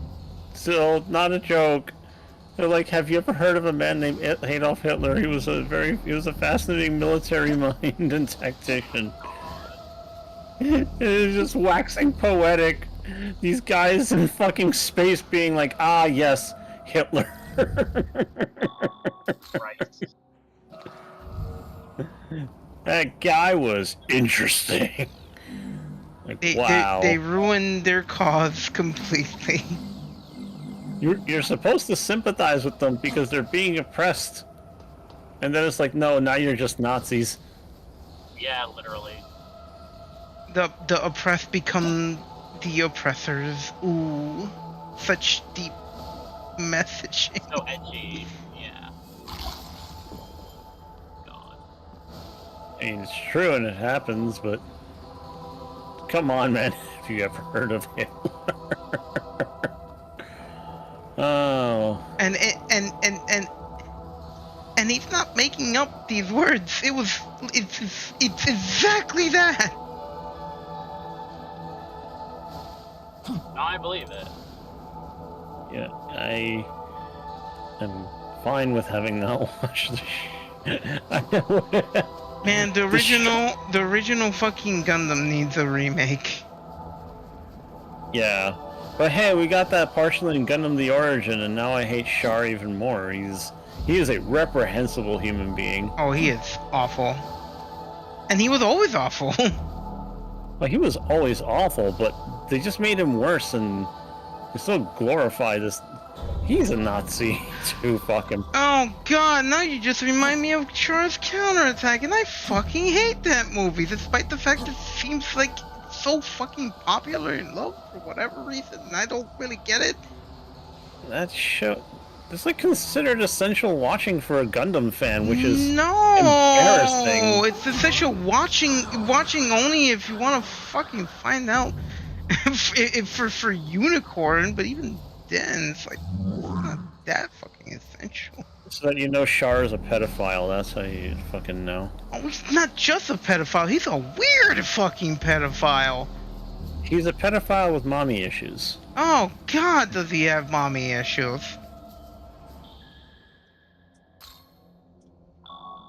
Ozil, maybe you remember this story too, but this fucking Gundam movie, like I said, fans consider it like a must-watch, and I watched it, and I came out incredibly angry, and the antagonist, who again, you're supposed to sympathize with him, is a dreadful piece of shit. People call him out on it, and he makes the worst fucking choices. The best thing about the movie is that they did an incredibly logical thing where, you know how like in some media you see like the hero and the villain cross paths, and you have to just swallow the fact that for the sake of drama the hero doesn't try to kill him right there. Yeah. They did that in the movie, and it's the best and only worthwhile part, because they're driving through a fucking, like, the main character is driving with his friends in a fucking Jeep on some like lovely green road, and then they look over the fucking cliff and they're like, who the fuck are those guys riding horses? And there's the enemy commander, the arch nemesis, the guy who, if you kill him, will end the war. And what does he do? He careens off the fucking side of the fucking road, and he just goes after him with a gun. And it was the best thing. It was amazing. Top one at Amuro moments. Yeah, he fucking like he runs this guy off of his fucking horse. He pulls the gun on him, and he has him dead to rights. And if it wasn't for stupid contrived bullshit, he would have been dead, and I would have been happy. Goddamn. But no, what does he do after that? One of his buddies, this teenage girl, decides to join the military for no reason, and then she becomes an experimental pilot and dies later on in the movie. She has no experience. She fucking caused fucking Hathaway Flash. And this guy, who people pretty much like revere as their savior, this is his decision. I hate it. I hate it. I hate it. And then by the end of everything, and people have died, and people are still dying, and they're fighting, and it's just like, what the fuck do you want? What are you even doing? And he's pretty much like, I just, like you killed the woman who could have been my mother. It's like, wait, what did you fucking say? Oh my god. The funny thing is that Amuro pretty much reacted that way. All right there, Oedipus Rex. Like, Jesus Christ. It was horrible. And it's infuriating because that movie is an important part of that entire fucking universe's history. It is so important. Everybody talks about it. I have to interrupt you. Very important. I just drove by a car that in the back there was an Umbreon and a Mewtwo. Very important. I'm sorry. I can't report that. Continue. Wonderful. Yes. Wonderful. Well, back to ruining everything. I just I fucking couldn't stand that shit because then he said that, and yeah, the hero was just like, I mean, I loved her, but what did you say? Yeah, could you run that by me one more time? I think I might have misheard. These are her final moments in life, and you throw this bombshell on me, you son of a bitch. That's how you're gonna. You wasted those are years. really gonna be your final fucking words. Years of my life fighting you, treating you like a rival, and this is what this was the whole fucking. What a joke! I would have repeatedly slammed that cockpit into the meteor. Just like slam, slam, slam. Like, wow, it's sturdy as fuck, but you are. I will turn you into a strawberry milkshake, you piece of shit. Oh god. Fucking hate him. And it's so infuriating too, because people after that mimic him, idolize him. They're like, he was the greatest motherfucker ever.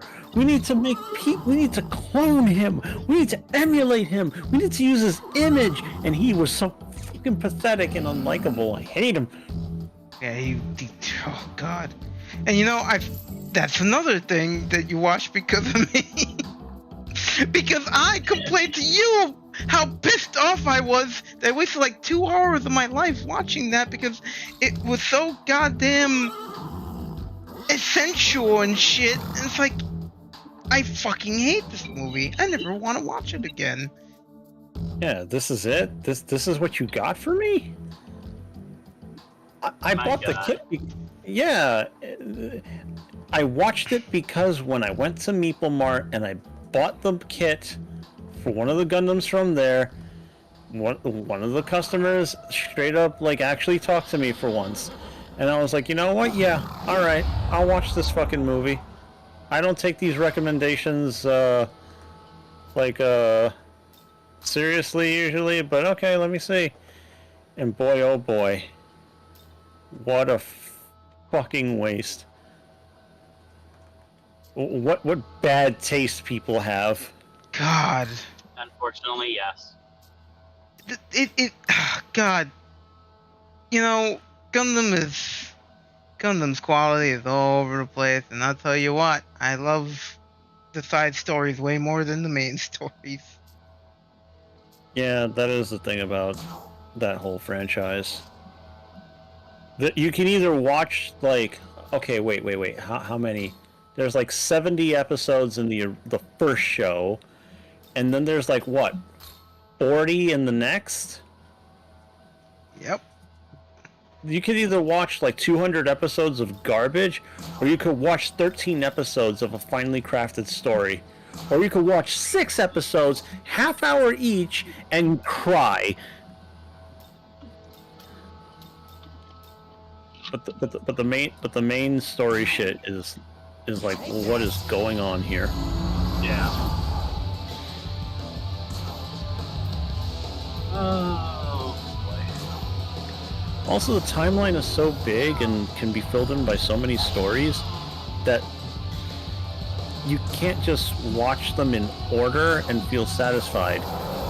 Because, for instance, the one that I complained about earlier, Victory Gundam, is set, like, I think hundreds of years into the fucking future.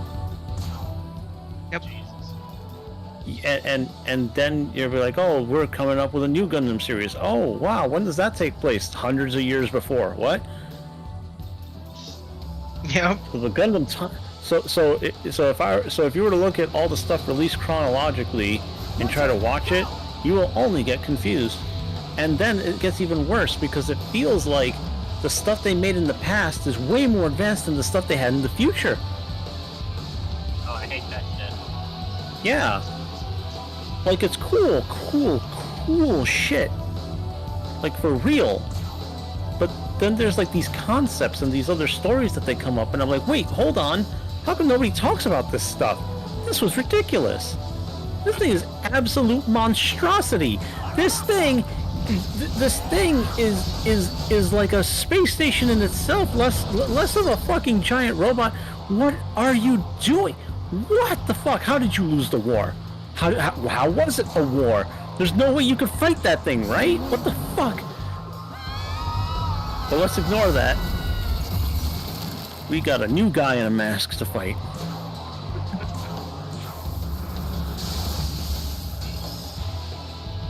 Thank God Witch from Mercury was good.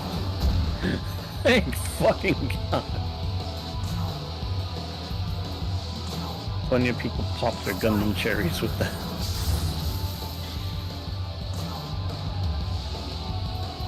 God, man. God, it's just...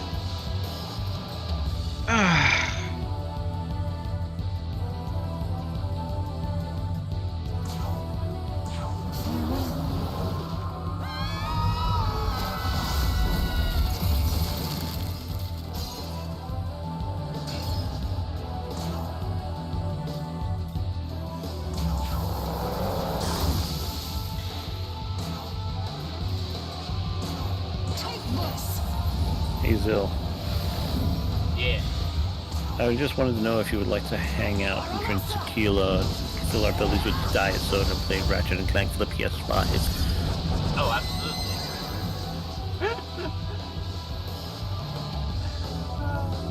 We have the list. You sent me the list. It is recorded.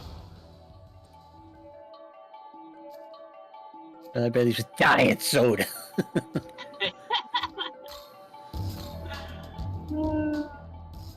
God. Such a great show. Yeah. Made by YouTubers, pretty much. Makes it even better. Weirdly enough, that shit could go sideways easily, but this is working. Get out of my car now! Do you tell them about that? About it being animated by that guy? Yeah, remember that fucking YouTube cartoon with the driver freaking out at that lady? It was animated. Which one was that? He was like, we're at the hospital, get out of my car now. Oh, that like, one. we took you to your destination. Yeah, that. The animator who made that is making Smiling Friends.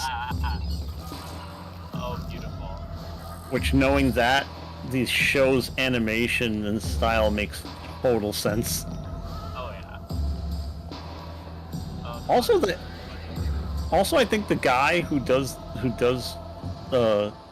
Charlie's voice, the yellow character, I think that's just how he sounds, because there's a bunch of videos of him just talking with his friend while like playing stuff on YouTube.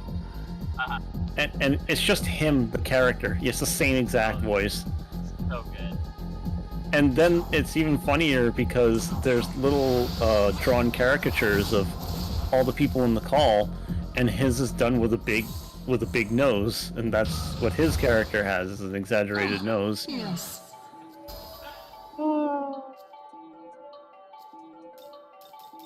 Speaking of which, I hope I get to see the new episode today. Me too. I forgot about that.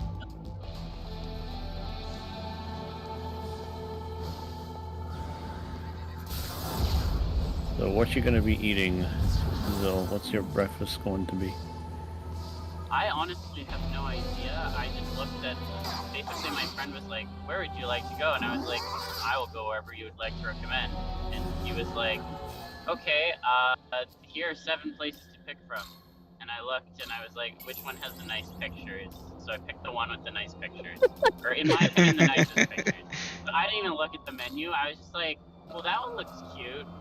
And he was like, okay. And I was like, great. I don't even know what's on the menu. So it's going to be a fun Welcome surprise. to the world. But I got my milk pills, so I am prepared for anything. Are you ready? Good. You know what? Actually, I will slightly rant for a moment. The place that I was very unimpressed with, and I guess like this is like not a surprise, I guess, because it's kind of marketed this way. But man, I fucking ate at Waffle House yesterday, and it was the first time in years I have gone there, and I was just like, I don't know. I was like, I don't know. I was just extremely unimpressed, and I was just like, because you know me, I love my American chains, and I was just like, very underwhelmed. The hash browns were very sad, and I was just like, okay, I know it's supposed to be cheap, so like whatever, but like, I was very sad inside. I am not going to excuse, like, sad food is sad food. Yeah. Oh, but it's cheap food, yes, so is McDonald's. I don't fucking eat there. Well, why are you? It was wild too because I added things to it in advance. I was like, okay, you know, I'll add some tomatoes and some onion and some cheese, you know, that, like, you know, spice it up a bit, right? So it's not like plain or something. And it was just bad. Oh, that's fucked, dude. That's a massive shame. I was It's like, fucking I hash could have browns gone too. Yeah, I was like, I could have gone to Cracker Barrel and I came here and this is what I got. All right, okay.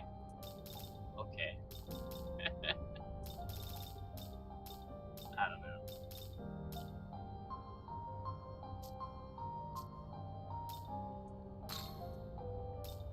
Well, I've never eaten at Waffle House, and yeah. Maybe we'll pass. Maybe we'll pass by sometime, and I'll be like, okay, I gotta do it. It'll have calories, so I won't miss out on that. At least, you know. Yeah. In case it does suck. But if we're ever going to a breakfast place, my recommendation is always going to be IHOP. So. I don't know or remember the last time I ate an IHOP, or if I ever did. It's pretty solid, in my opinion. Denny's is also fine. You wish I ate at a Denny's once, and it was here. Oh, was wow. like Was it the one downtown? Oakville. Oh, in Oakville. Okay. There's one. Yeah. There's one really close to where I live, which is really funny. So.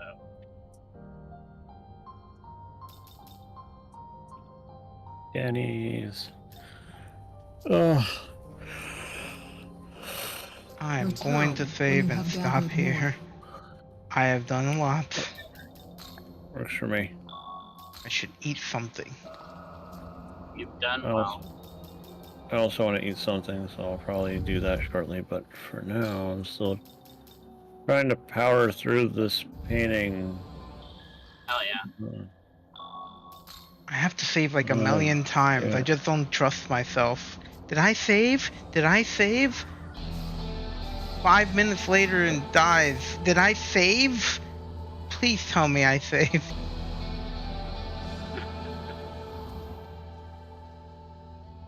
God, this area is huge. There's shit everywhere. That's what she said. You should be ashamed.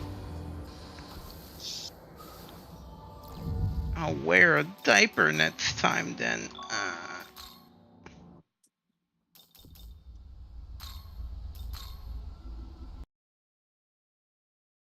Oh.